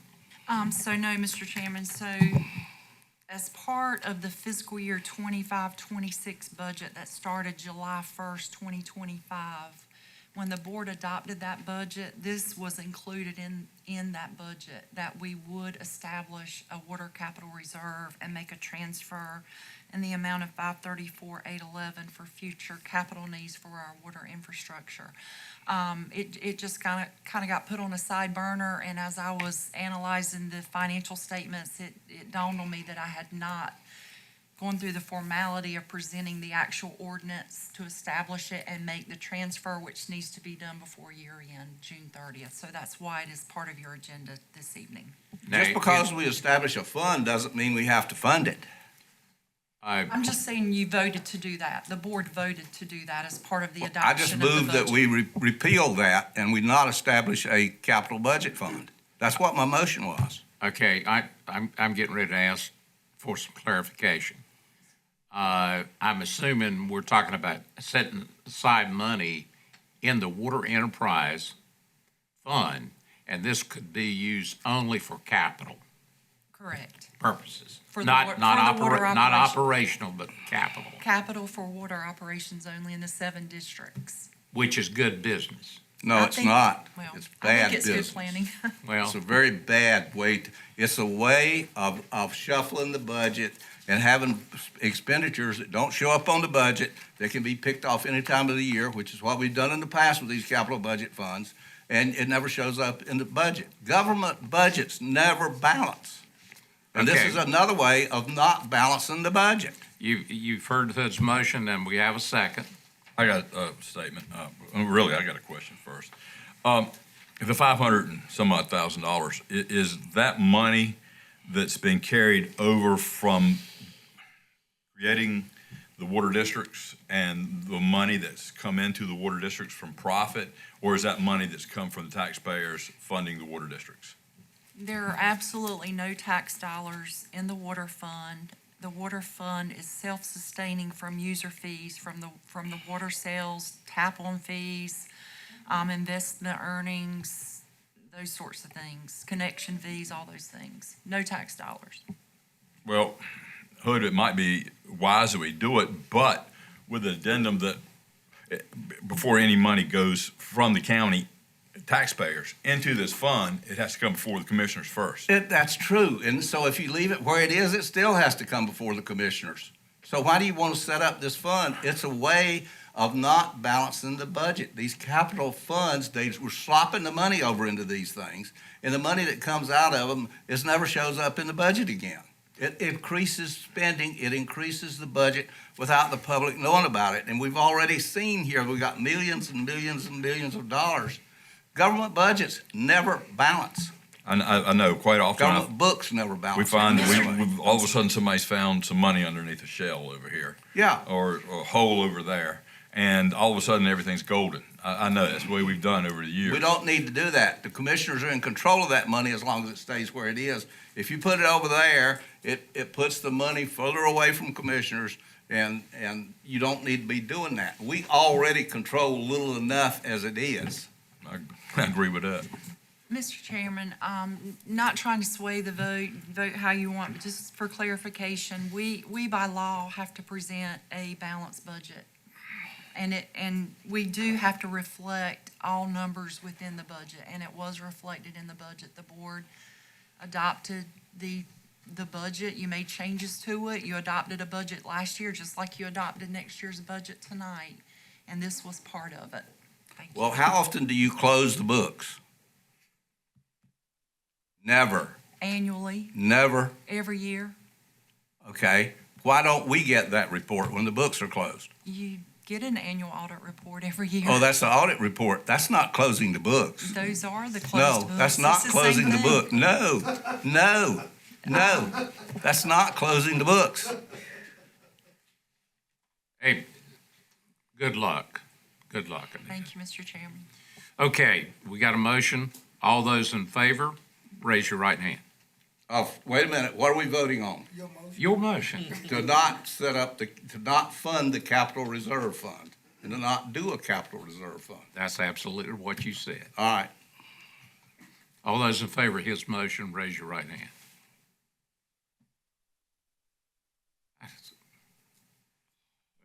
You're missing one of your posse.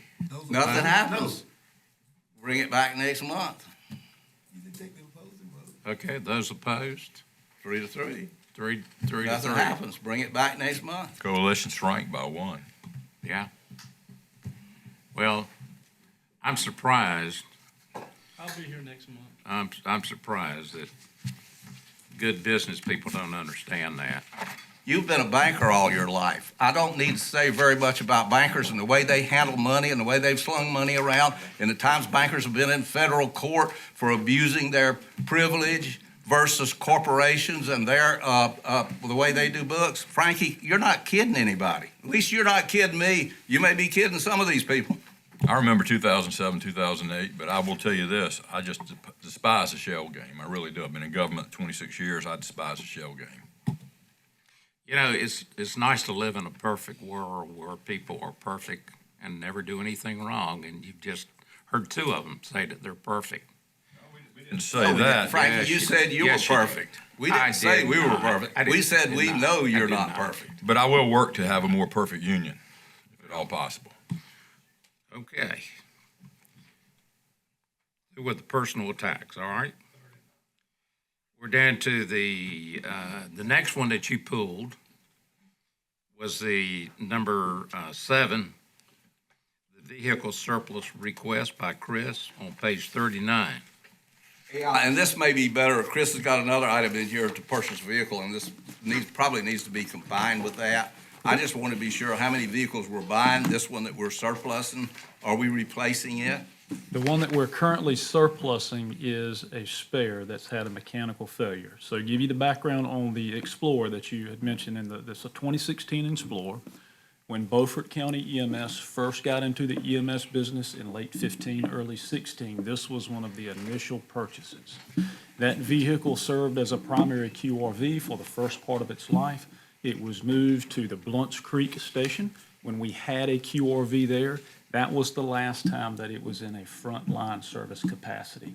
When the board approved to transition our Blunts Creek QRV to an ambulance, that vehicle was moved to a spare status for just a spare QRV, and it's had that mechanical failure since then. Okay, bottom line, with your other requests that you have in here, and this request, how many new QRVs are we talking about buying today? One.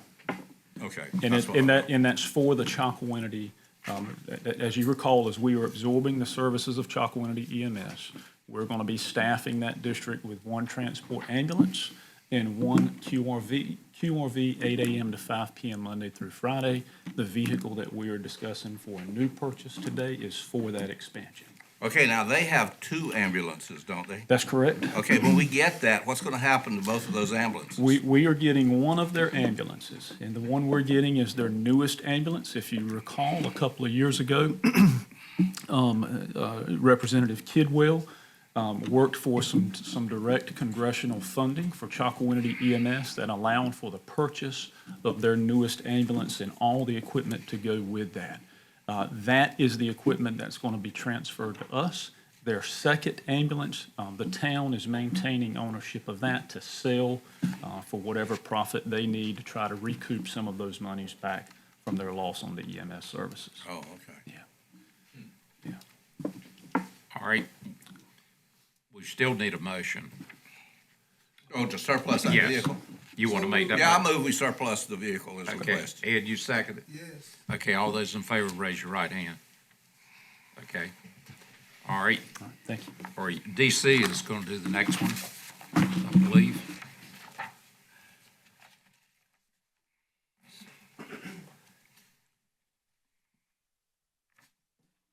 Chairman, Commissioners, good evening. Should have had this for you last month, but I actually received this MOA the day of the Commissioners meeting. So, on May 25th, 2026, Beaufort County received a notice for a memorandum of agreement from North Carolina's Department of Public Safety for disaster recovery funding for $2,870,858, which includes $143,542.90 for applicable management costs to elevate 14 homes. In addition, awarded funds will also allow 4 more homes to complete the pre-elevation non-construction work associated with engineering design, feasibility, permitting, and inspections. These properties were evaluated through a competitive grant process and found to have severe repetitive loss, or substantial damaged properties from past flooding events. The awarded grant is 100% funded using federal or state funds, requiring 0 share cost for the county. The federal share is $2,583,772.24, and the state share is $287,085.80. The Office of Emergency Services respectfully requests your approval to accept the attached MOA from North Carolina Department of Safety for disaster recovery funds totaling $2,870,858.04. In addition, we also request your approval to designate Beaufort County Emergency Services Director Chris Newkirk as primary agent and emergency manager David Linton as a secondary agent for all communications between North Carolina Department of Public Safety, FEMA, and Beaufort County related to these awarded funds. Got a motion? Second. And a second. Questions? Okay. Yes, sir. In the past, you've gone in to raise one of these buildings, I think, and after getting to it, find out it was junk. What happens when that happens? So with I'm these? glad you said that. So since we've started helping out with the state on the FEMA side as well as on the state side, we have advised them it's better to do the feasibility analysis up front. Make sure all of those paperwork are done, all the deed restrictions, everything up front, so we know that we have a house and we lift it up, and now we're getting hit with, $180,000 change order for helicals, which has happened in the past project, 2 projects ago, which where the feasibility analysis should have been done before the project happens. And even though this is a centric project, which means the state is taking care of all this, it's to their best interest and our best interest, because we know how federal funding is with the POPs now, to go ahead and have all these put in place at the right time. That way, we may not take a chance of the project ending and somebody's house could be elevated, just still sitting on steel. So they're really pushing hard now to make sure all these boxes are checked ahead of time. That way, we can match our POP. So that is the big thing right now. Yes, sir. Don't you have an engineer that does structural evaluation of these things? Yes, sir, but it's the state. So the state engineers, they have a group of people, but sometimes as many projects, we're not the only county. And they're working on some Helene stuff now, and I think right now they're around 600 houses, and they're probably looking to do about another 1,500 houses. And the state engineering firm, and they sign Centric as well in these other counties, it's a lot of work. But they have their own consulting engineering firm? Yes, sir. Who does that? The state of North Carolina is doing their own in-house engineering on these Centric projects. They're doing their own in-house engineering? Yes, sir. So what happens now, it gets better. So what happens now, so when the contractor gets the award, the contractor also hires an engineer to go back and check over them. That's part of their plan and part of their bid The package. contractor hires an outside engineer? Yes, sir. Checks and balances. Checks to me. Yeah. Okay. Everybody good? All right. We had a motion, didn't we? Motion and a second. All those in favor of moving forward with the approval, wait a minute. Got to get one step ahead. Can I ask one question? Yes, while you're sir. doing that? Yes, sir. What, is there a contingency in this money? No, sir, it doesn't cost us a dime. No, a contingency, As in, as in 5 or 8 or 10% of this is there in case unanticipated things happen. so this is a 75% federal, 25% state. There is zero cost at all, no contingency that falls upon the In county. your budget, you're required to manage this budget, right? So what we're doing on our side is all state-centric. What we're doing on our end is part of the subrecipient managerial cost. So I go to the homeowners, let them know that the project's coming. I help with the kickoff meeting and get their MAC form, which is their form that says, yes, I want to do it. And once that's done, we hand it over to the state and we're no longer involved in it. We're just a conduit. If somebody needs to talk to the state, that's all we do. Well, who manages the budget? The state. We're approving The state money in manages. here tonight. Yes, sir. What happens if you go over budget? That's not on us, that's the state. The state handles the budget, yes, sir. Mr. Chairman, actually, we're not approving a budget. Since this is going through the state-centric model, the money does not flow through the county as it has done in the past. Oh, okay. The state manages the project, except for the administrative piece that he just spoke about, and they manage all the funds. None of it. So if they come up off a budget, the state pays, not us. That's right. We're not on the hook. No, we're not. Okay. Okay, there's two things that we're doing. We're approving the memorandum of understanding or agreement from NCDPS for disaster recovery funds totaling $2.8 million. And then we're also agreeing to designate Chris as the primary agent and DC as the secondary agent. So all those in favor? Well, hold on. I have another question. The fact that we're designating agents and approving this tells me there's some liability here. I'm willing to approve this tonight under the condition that the county attorney look at these contracts and see if we have any liability in this. I've reviewed the contracts and I've sent my notes to DC earlier today. Well, do we have any liability in this? The role of the county is a boots on the ground approach, if you will. And so the liability speculative would be if they dropped the ball and didn't contact the parties like they were supposed to, if they didn't advance the grant like they were supposed to, that would be the liability there. Okay, I understand. We're a contractor for the state is what it comes down to. Essentially. Mhm. Okay. All right. Okay, everybody good? All right, all those in favor, raise your right hand. Thank you. Thank you, gentlemen. All right, now we're down to the vehicle replacement. Yes, And that's Chris. Thank you, Mr. Chairman, Commissioners. So just continuing the conversation that we had from a few moments ago, before you tonight, seeking approval to approve a PO to purchase 2 vehicles that are currently on a lot under the Sheriff's Association state contract. These 2 vehicles were planned for in our recommended budget for the coming year. What we're hoping to do now is, since those vehicles are on a lot, being able to approve the PO, getting those vehicles that we can take immediate delivery of at a price that we know or suspect is going to be cheaper than the new rates for the new 27s that come out. The first vehicle that we're looking for is a QRV for the Chocowinity expansion. We've, over the course of our history with the EMS, we've thrown a lot of different approaches to vehicles, particularly on the EMS QRVs. We've tried some smaller SUVs like the Explorers and Durangos. More recently, we've utilized a full-size pickup truck with a camper shell on the back.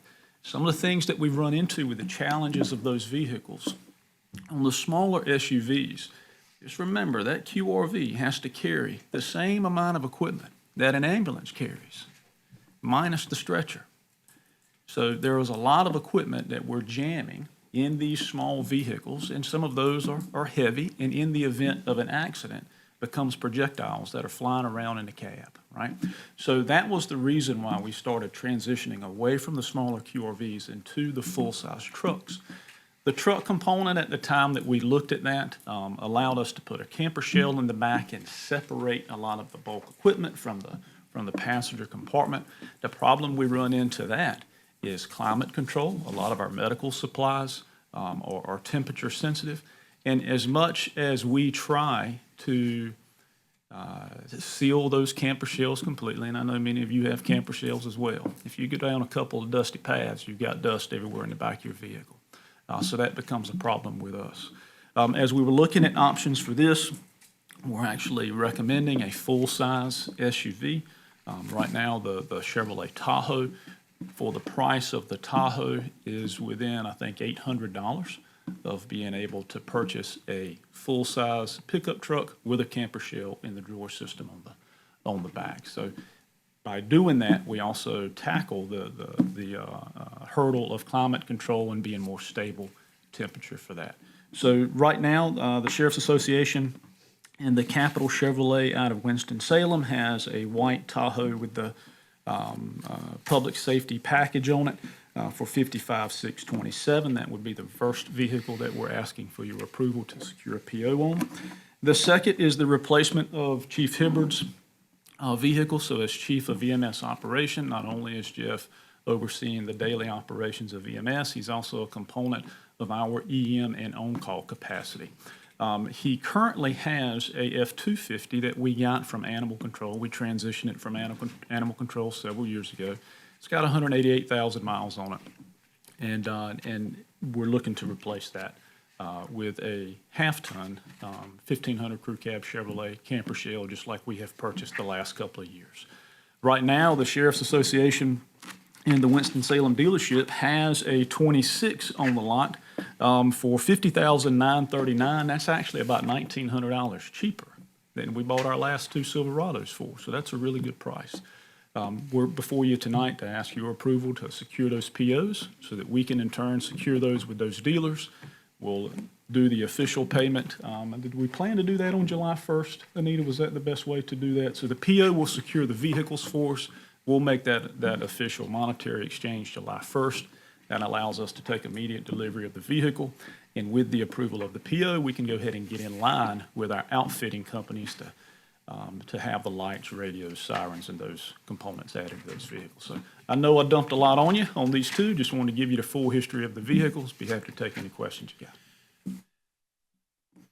Okay, we entertain a motion. I'll make that motion. Got a motion? Do we have a second? All right, Kevin, we have a second. Any further discussion? If not, Quick. yes. So these are coming with the heavier duty or packages? That's correct. So that was a new spec that we looked at beginning last year. So when you get the performance rated package, which is similar to what the police department gets, that vehicle comes with some add-ons that are very beneficial. One, it comes with a factory installed wiring, additional wiring so that you can plug your lights, your radios, and everything in with it. It comes with a higher rated alternator, bigger brakes for stopping capacity, some shock differences, some tow capacity differences, all as benefits of that package. And when we're going through the Sheriff's Association and utilizing that public safety rating, we can get those benefits oftentimes cheaper than checking the box on a custom dealership that I want these particular accessories. So it seems to be a good fit for us. Both of those are cheaper than what I've spent on the last two silver vehicles, so yeah. Yeah, we were surprised by, one, that they had them on the lot, which is big for us because, we have struggled with delivery time on vehicles in the past. The last two that we got, we were about 11 months from the time we purchased it to the time we got it in service. So hoping that by grabbing some vehicles that are on the lot for a good price, getting in line with our upfitters, we're going to be able to get these in service pretty quickly. I'd like to say one thing. I've long said for the last few years, ever since they threw all that money into the economy because of COVID, which was not needed once Biden became president. I just think they want to keep the nation under lockdown so they could do what they wanted to do. But they put trillions of dollars in the economy, and it has forced up the price of everything. Everything. Stuff we build, stuff we buy. And I've said if we would just hold off spending, eventually it would come down. And I think this is the beginning of it. I certainly hope so. Capital expenditure should be coming down. Yeah, what it costs to build buildings is going to go down. What it costs to build mega centers is going to go down. So we don't need to rush into anything. And I'm glad you're getting this at a good price, a better price at least. Do Did you talk to Enterprise? We did. We ran some numbers through Enterprise. For us, for these two particular purchases, and the use we're going to have with them, it made more sense for us to do these as a traditional purchase and then continue to explore those purchases with Enterprise for any future vehicles, if that were the case. But for right now, as we look at our numbers for what we can get the vehicle for, as we map that out through the lease program, we feel this is going to be a savings for us versus the lease. Okay, everybody, all those in favor of moving forward with the purchase of the Chevrolet Tahoe and the Silverado for EMS, raise your hand. Thank you. Thank you. All right, we're down to the Sheriff's Office. And the first one is the contract with Enterprise for equity lease management. So if you remember, some time back, we had our representative from Enterprise come and give a presentation to you, and I think Commissioner Richardson had some additional questions. But right now, we're just bringing it back before you. The contracts were submitted to the county for approval and for you all to view, and we're just asking for you to approve those contracts. I have one question. On page 142, there's a power of attorney. That power of attorney looks like it's all-encompassing to me. It doesn't say that this person has the power of attorney to make these transfers and sign these documents for this lease agreement. And I think it should go directly to the lease agreement, because we're not empowering somebody to do everything for the county everywhere within this contract. Although this is included in the contract, you could pull this page out of the contract, wave it around, and go cross-country with it. What do you think, Madam Attorney? You certainly could. If they were to do something like that, there would be significant recourse against them, but I understand your concern. I think we just add that to it, that this power of attorney applies to this contract. Then everybody's covered. Because some employee somewhere, these things take strange trips.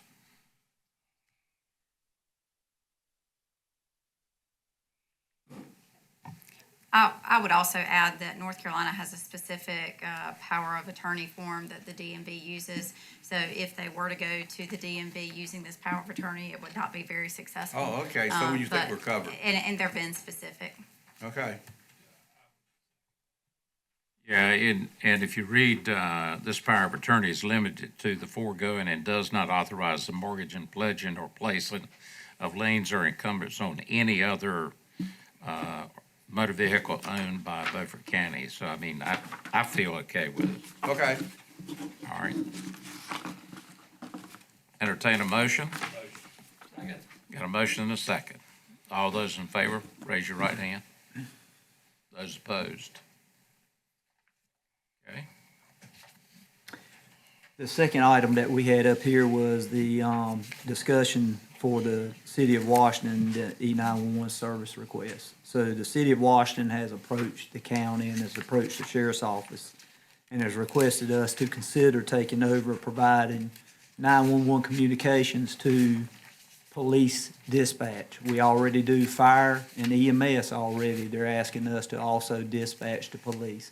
And Director Van Nortwick is here to answer any questions. But as it works right now, we get a 911 call for the fire department or rescue department, we automatically dispatch those. If we get a 911 call for a Washington police officer, we transfer that call to the City of Washington, to the police department, and they dispatch.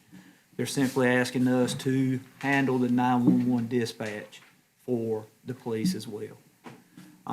As part of that discussion, we started having a type of framework to establish how that would look. We contacted our 911 board to see if they felt that we needed to add another seat count as part of our communications, and they did not agree that would be something that we needed.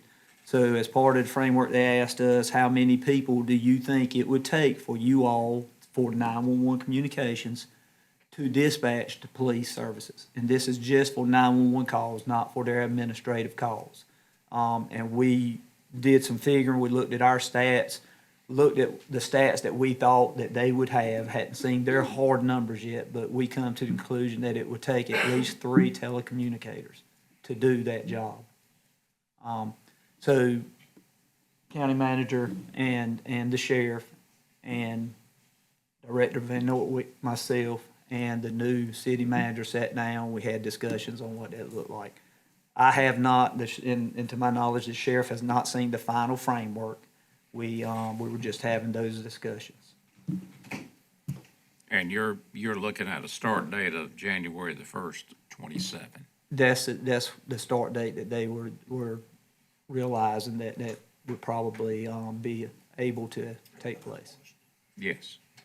You say you haven't looked at the real numbers yet, but you know today you need 3 more employees. We can do it with 3 telecommunicators. Okay. Now, do the money from Washington pay for these positions? As part of our initial discussions, yes, but I would like the county manager or past manager to discuss that for you. Yeah. The proper Emeritus. So essentially what this is bringing to you is, so the framework is 3 positions. In the city of Washington, while we're under whatever contract timeframe that is, they would be responsible for paying the full ride of those 3 employees. Okay. So if insurance went up, they would pay the additional insurance cost. Okay. If retirement went up, they would pay the additional cost. What we want to do is bring this in front of the board first to see, are you okay with that? Because if you're not okay with that, then we don't need to go any further. But if you are okay with it, then we need to drill down and work with the county attorney and get the agreement together. Well, the thing I want you to drill down on today that you need 3 employees. Say 5 years from now, the costs go up, or you need 2 more. Are they on the hook for 2 more employees, or are we on the hook for 2 more employees? Well, the framework says that right now it takes an additional employee per shift is what the sheriff's office believes it takes. I think that's for further negotiation if that occurs. I don't know. It would be nice if the county were to grow that large. Well, we're not talking about the county growing that large. We're talking about the city. Right. I mean, they got different subdivisions already in place that hadn't even started being built yet. Is we can do it today with 3 employees. I mean, I don't want them to balance their budget on our back, what I'm trying to say. Right, and we don't either. And so I think that there could be some language in there that says this will be reviewed, and if both agree that there's an additional person needed, an additional telecommunicator needed, then that cost would fall to the city. I think that can be a part of it. Isn't it going to really be more than 3 employees? Because, I mean, you got weekends, 3 employees just takes care of a 5-day work week. What about the weekends? In addition to our communicators we already have, we will be able to do it with 3. Okay, well, like I say, I'm not interested in us taking the city on and balancing their budget for them. But we need to make sure when we do this that all of the expense for the city is included in here. Now, one question is, doesn't some of this 911 money come out of the tax on telephone tax some way in that capital? We already receive all the 911 calls. So any of those calls already come to our communication center. The difference is we already dispatch fire and EMS. We don't dispatch Washington Police. We transfer that call. Once the call comes in, that's what the 911 funds take care of. Once we transfer it, it's not done. Well, what I'm getting at, are these funds divided so they get part of those 911 funds? No, sir.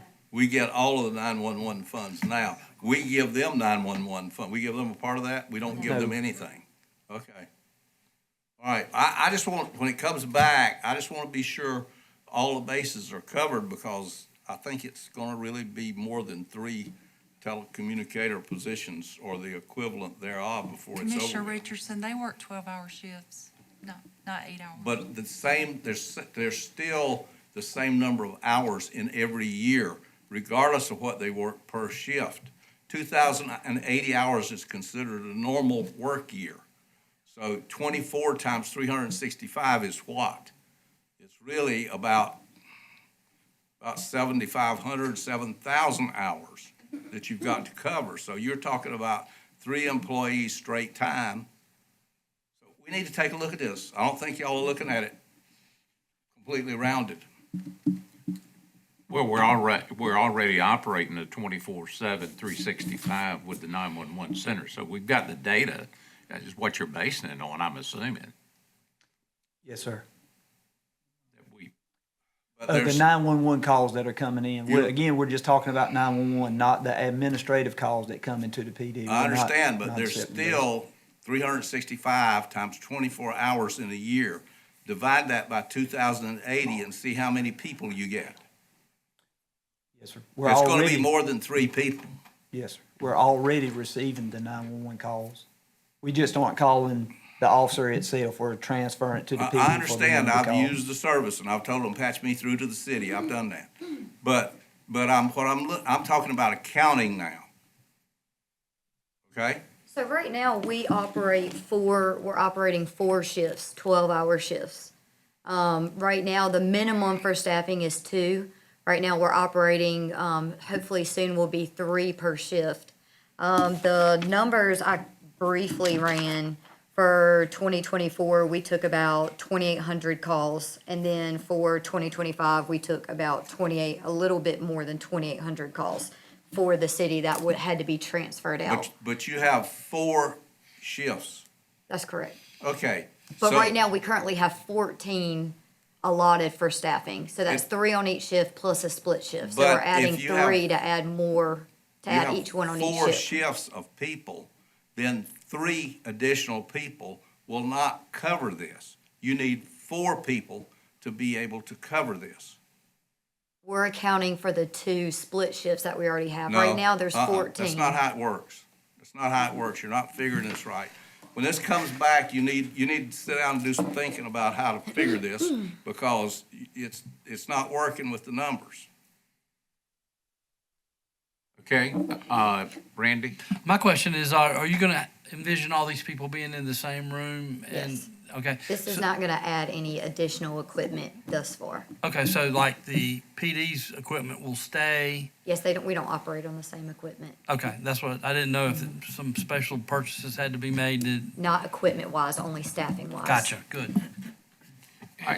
Realistically, you're already taking the 911 calls, That's correct. and you're just transferring them over there. That's correct. So instead of transferring them over there, you're gonna call A11 or B22 and tell them you gotta Right. call at this location, instead of transferring over to Washington. We're already taking the calls and entering a call for each call that we take. We don't just transfer it out. We're also putting in the work of entering a call for each transferred call. So So right now, we're just gonna you're talk doing over most the of the work radio. already. Right, we're gonna talk over the radio is gonna be what's added to Okay, that call. so, yeah, okay. Okay, are we gonna put some term on it that we review it 3 years from now or 5 years so that I think we should. so that we're looking at the data and making sure, I would think that both parties would want some kind of a term on it. A thing to take in consideration that we did at ECU is you talk about population size. So if your population increases, then they're gonna need more personnel, even though we've seen that they have a tendency to freeze and do away with positions. But if population increases, then you might need more personnel also. So you might need to put some sort of, if you have a population increase of a certain percentage or something like that, as one of the term limit things as what you look at, why you would increase the manpower needs. Okay, Tim?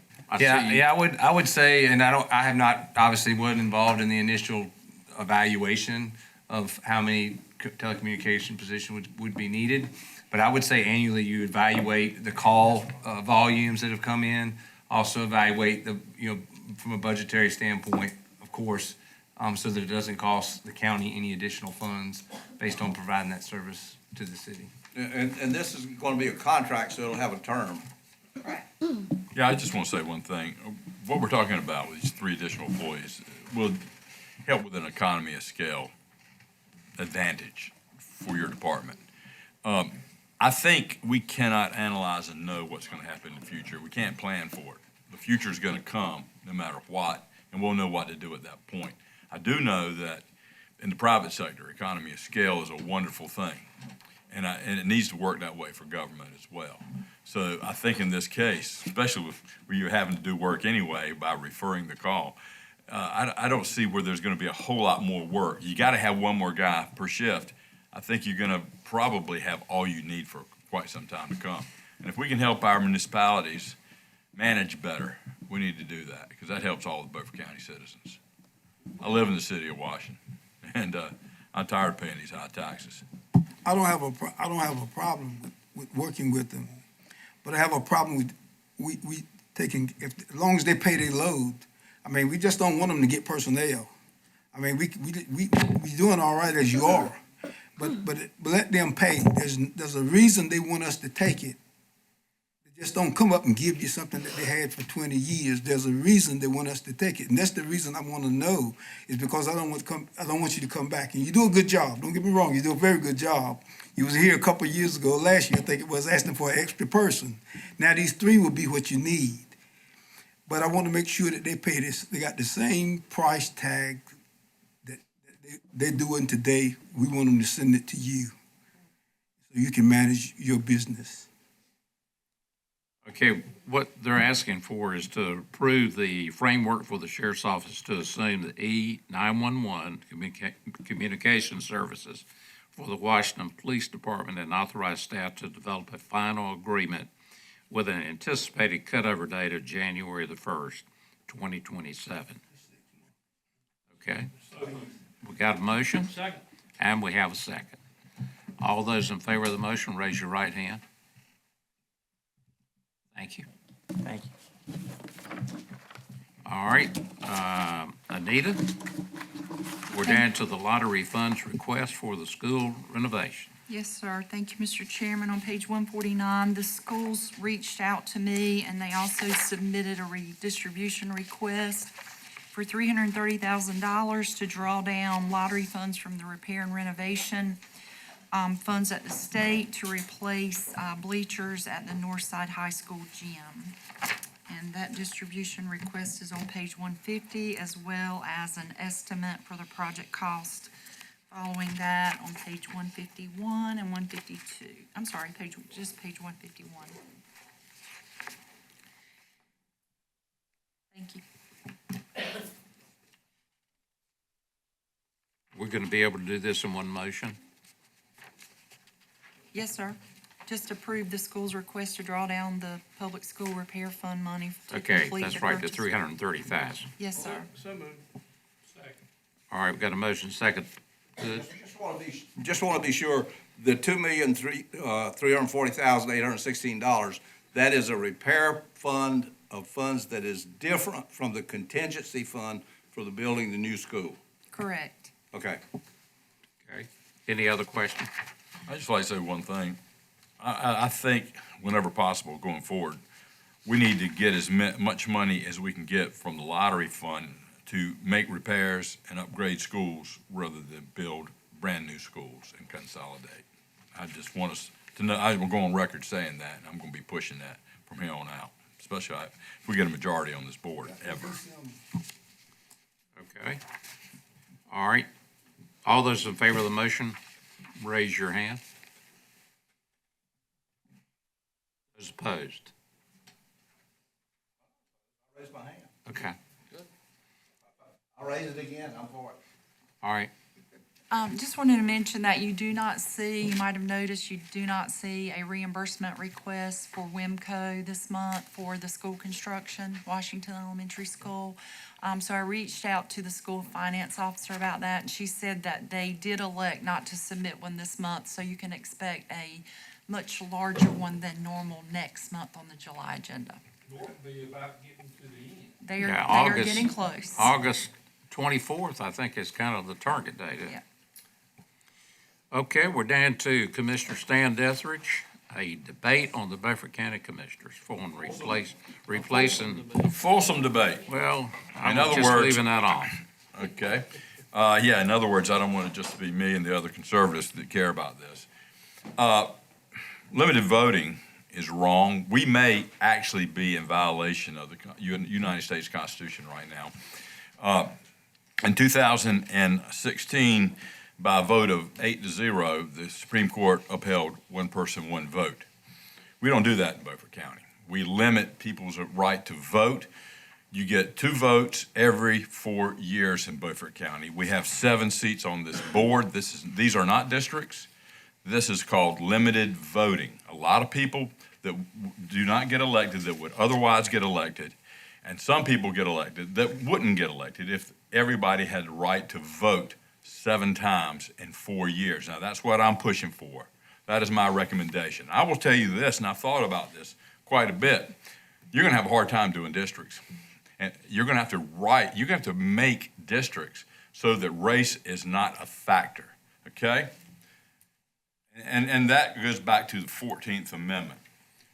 The 14th Amendment stipulates that equal protection under our laws is instituted, which no human being in America can be subjugated to laws that are made by states, counties, any jurisdiction that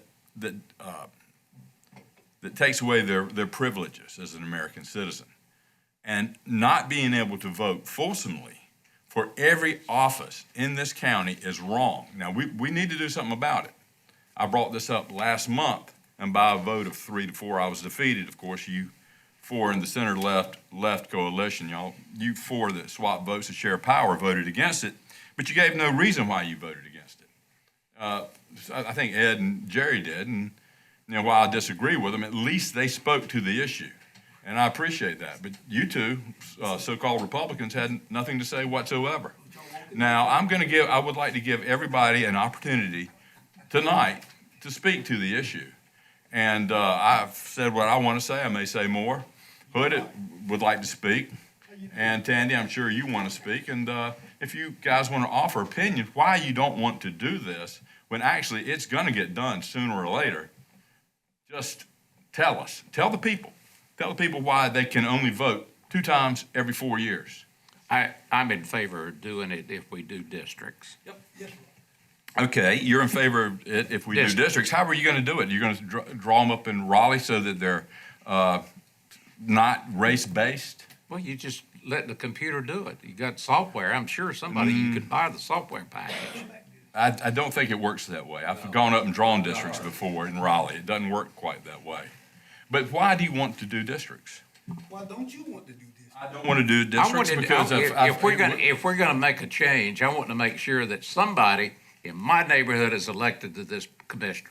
Well, there's people in your neighborhood would say Stan Etheridge represents them better than you do. I tell you right now, you show them to me. You get them. Oh, I can get them. I talk to them every day. Yeah. Produce a list. We can build a long list. All right, I've given you my reasons. All your neighbors. I'll give you my reason. I'm for districts. You're for districts. I'm for districts. Why are you for districts? I just think that's the way to go. You got to have a better reason than that. Right. Well, I know they sent you to Raleigh one time to draw districts, didn't they? Didn't they send you to Raleigh to do that? We one were time? looking at majority minority districts and to have also at-large voting as well. Well, I think now that in effect would have given the voters of Beaufort County more representation. you could look at the school board and just combine a couple of their districts and have this thing done.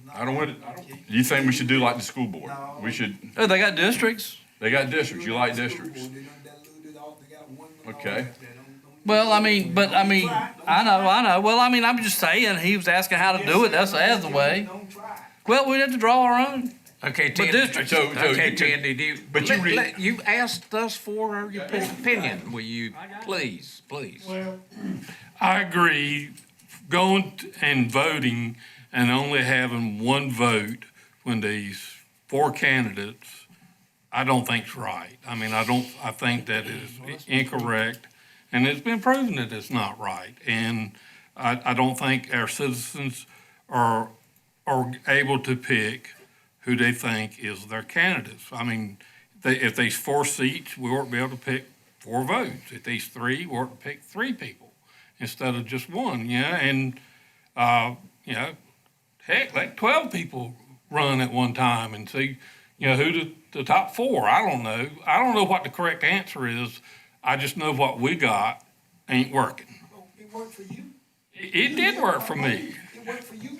You go in a district, you wouldn't win. I would. You wouldn't win dog catching in a district. I probably would. Now go in a district. I go in a district. I agree with you. Districts would be horrible. You know me. Right, right. And Stan know that. But see, if Stan, if we went to district, Stan and who would be in the same district? Wait, I got a question. You mentioned my name. Yeah. Are you saying that you cannot win, Jerry cannot win, when 7 people, votes are given in 4 years? You run when there are 3 seats open.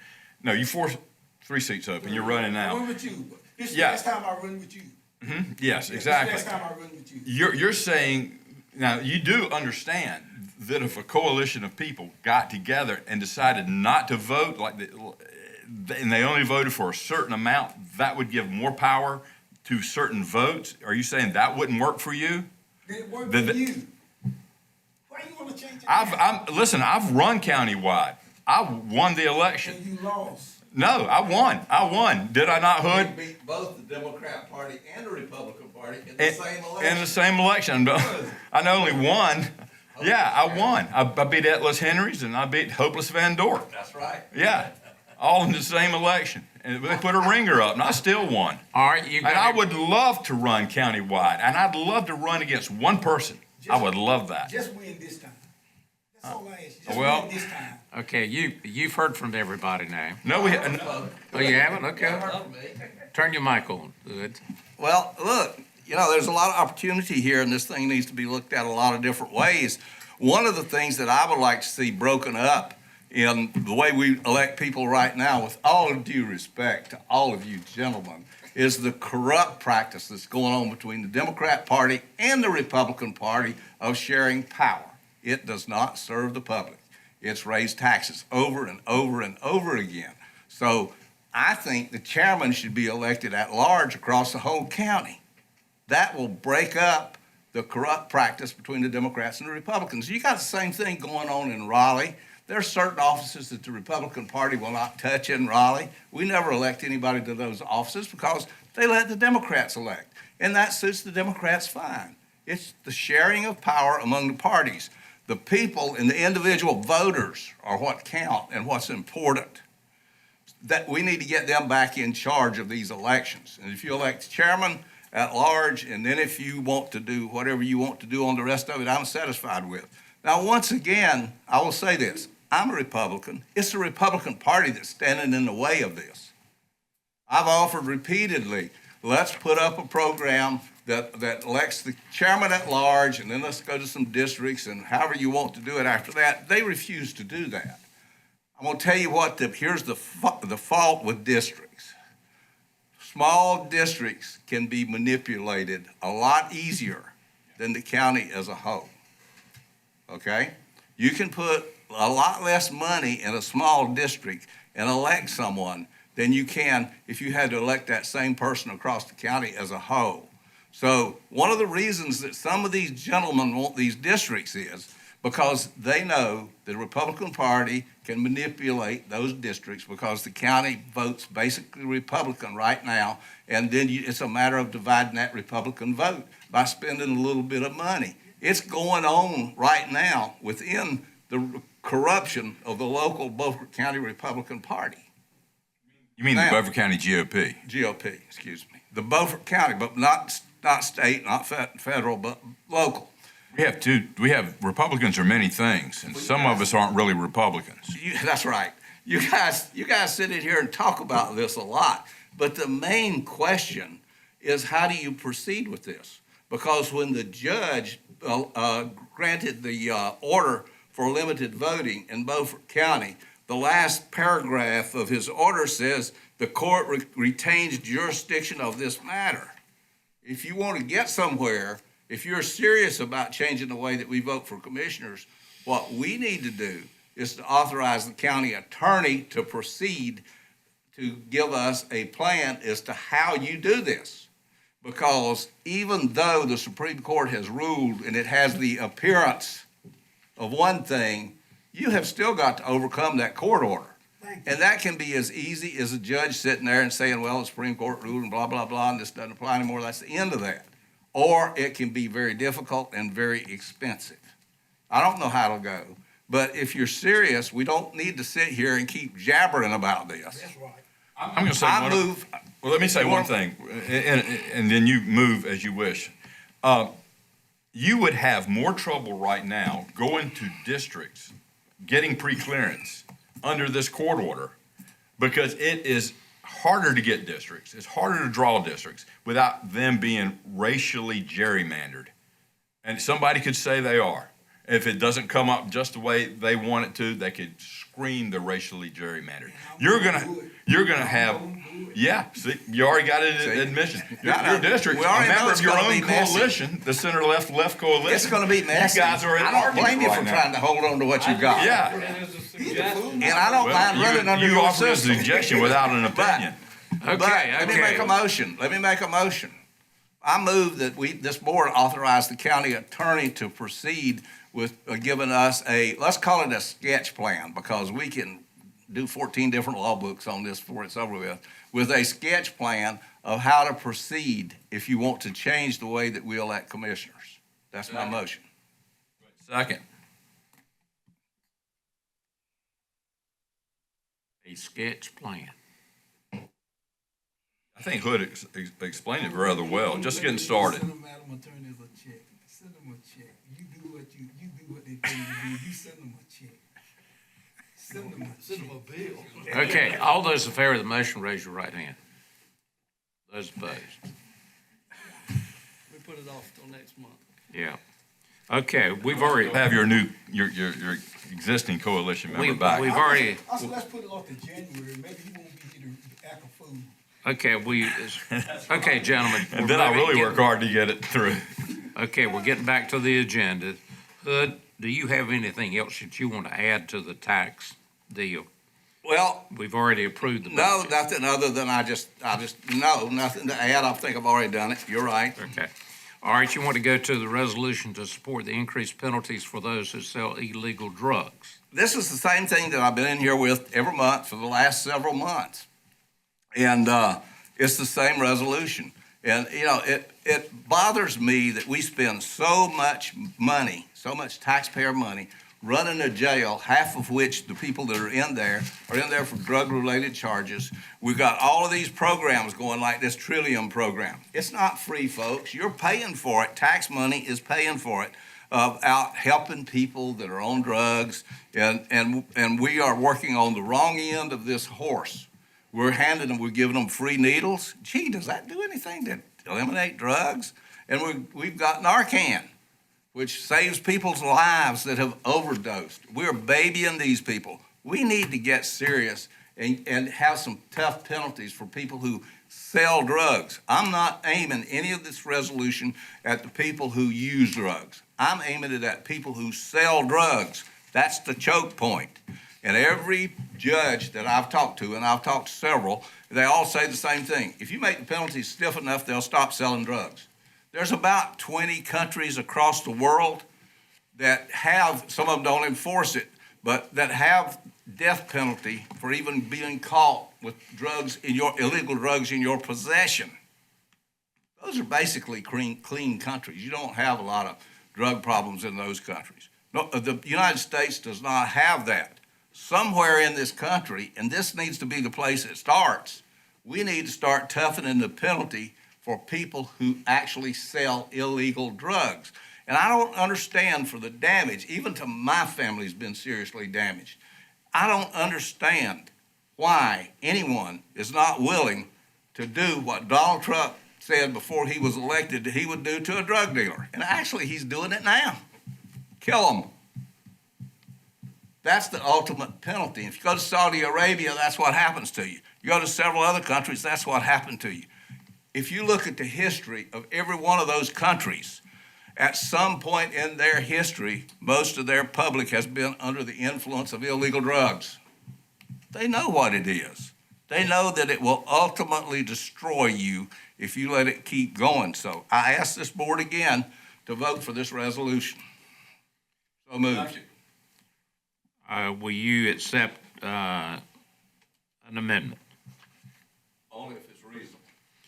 Okay, instead of 10, would you accept 8 years? I'll accept 8 years. Okay. Now, the next one is a funding issue. Would you accept striking the word constructed and put designated? What's the difference? How does that change the meaning? Because constructed means that it's gonna be new. They're gonna, we're gonna ask the Oh, state you're to talking about construct. converting a facility? Yeah. Okay. Yeah, I don't have a problem with that. So we just change the word to designated. Designate. Okay. Yeah. All right, I'll support that. All right. Any other questions? All right. All those, you made the motion. Yes, sir. And second, okay. All those in favor of the resolution with those two changes, raise your right hand.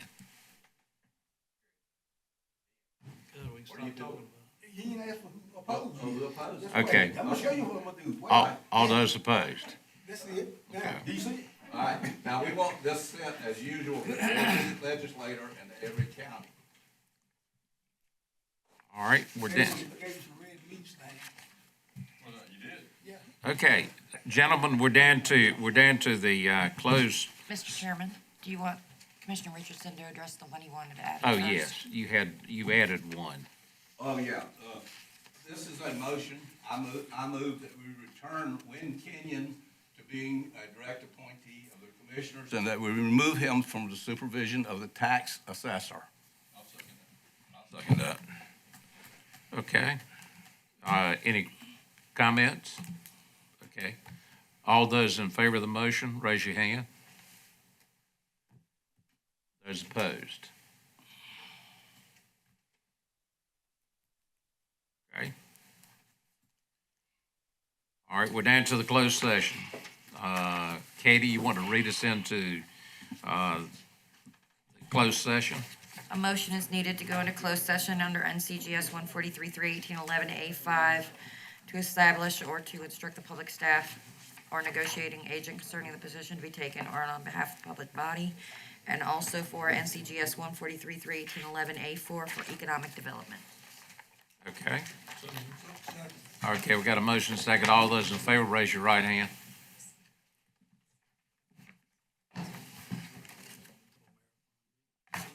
Okay, we're coming back from closed session. I need a motion to close the closed session. Second. Motion and a second. All those in favor, raise your right hand. Okay, last item is commissioner comments. All right, huh? I'd like to congratulate all of our high school graduates that are graduating this week. Been a long 13 years for them, and they should be congratulated on their accomplishments, and wish them all well, and invite me to your graduation. Thank you. All right. Need a motion to Well, adjourn? I'd like to say mine. I'd like to say something. I concur with my associate here, Tandy, and I hope I can make your graduations, but I've missed a good many of them over the years, and because I've always got something to do with 3 jobs. But I'm with you there in spirit.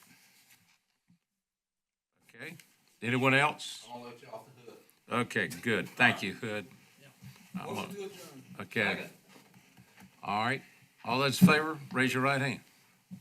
Thank you very much.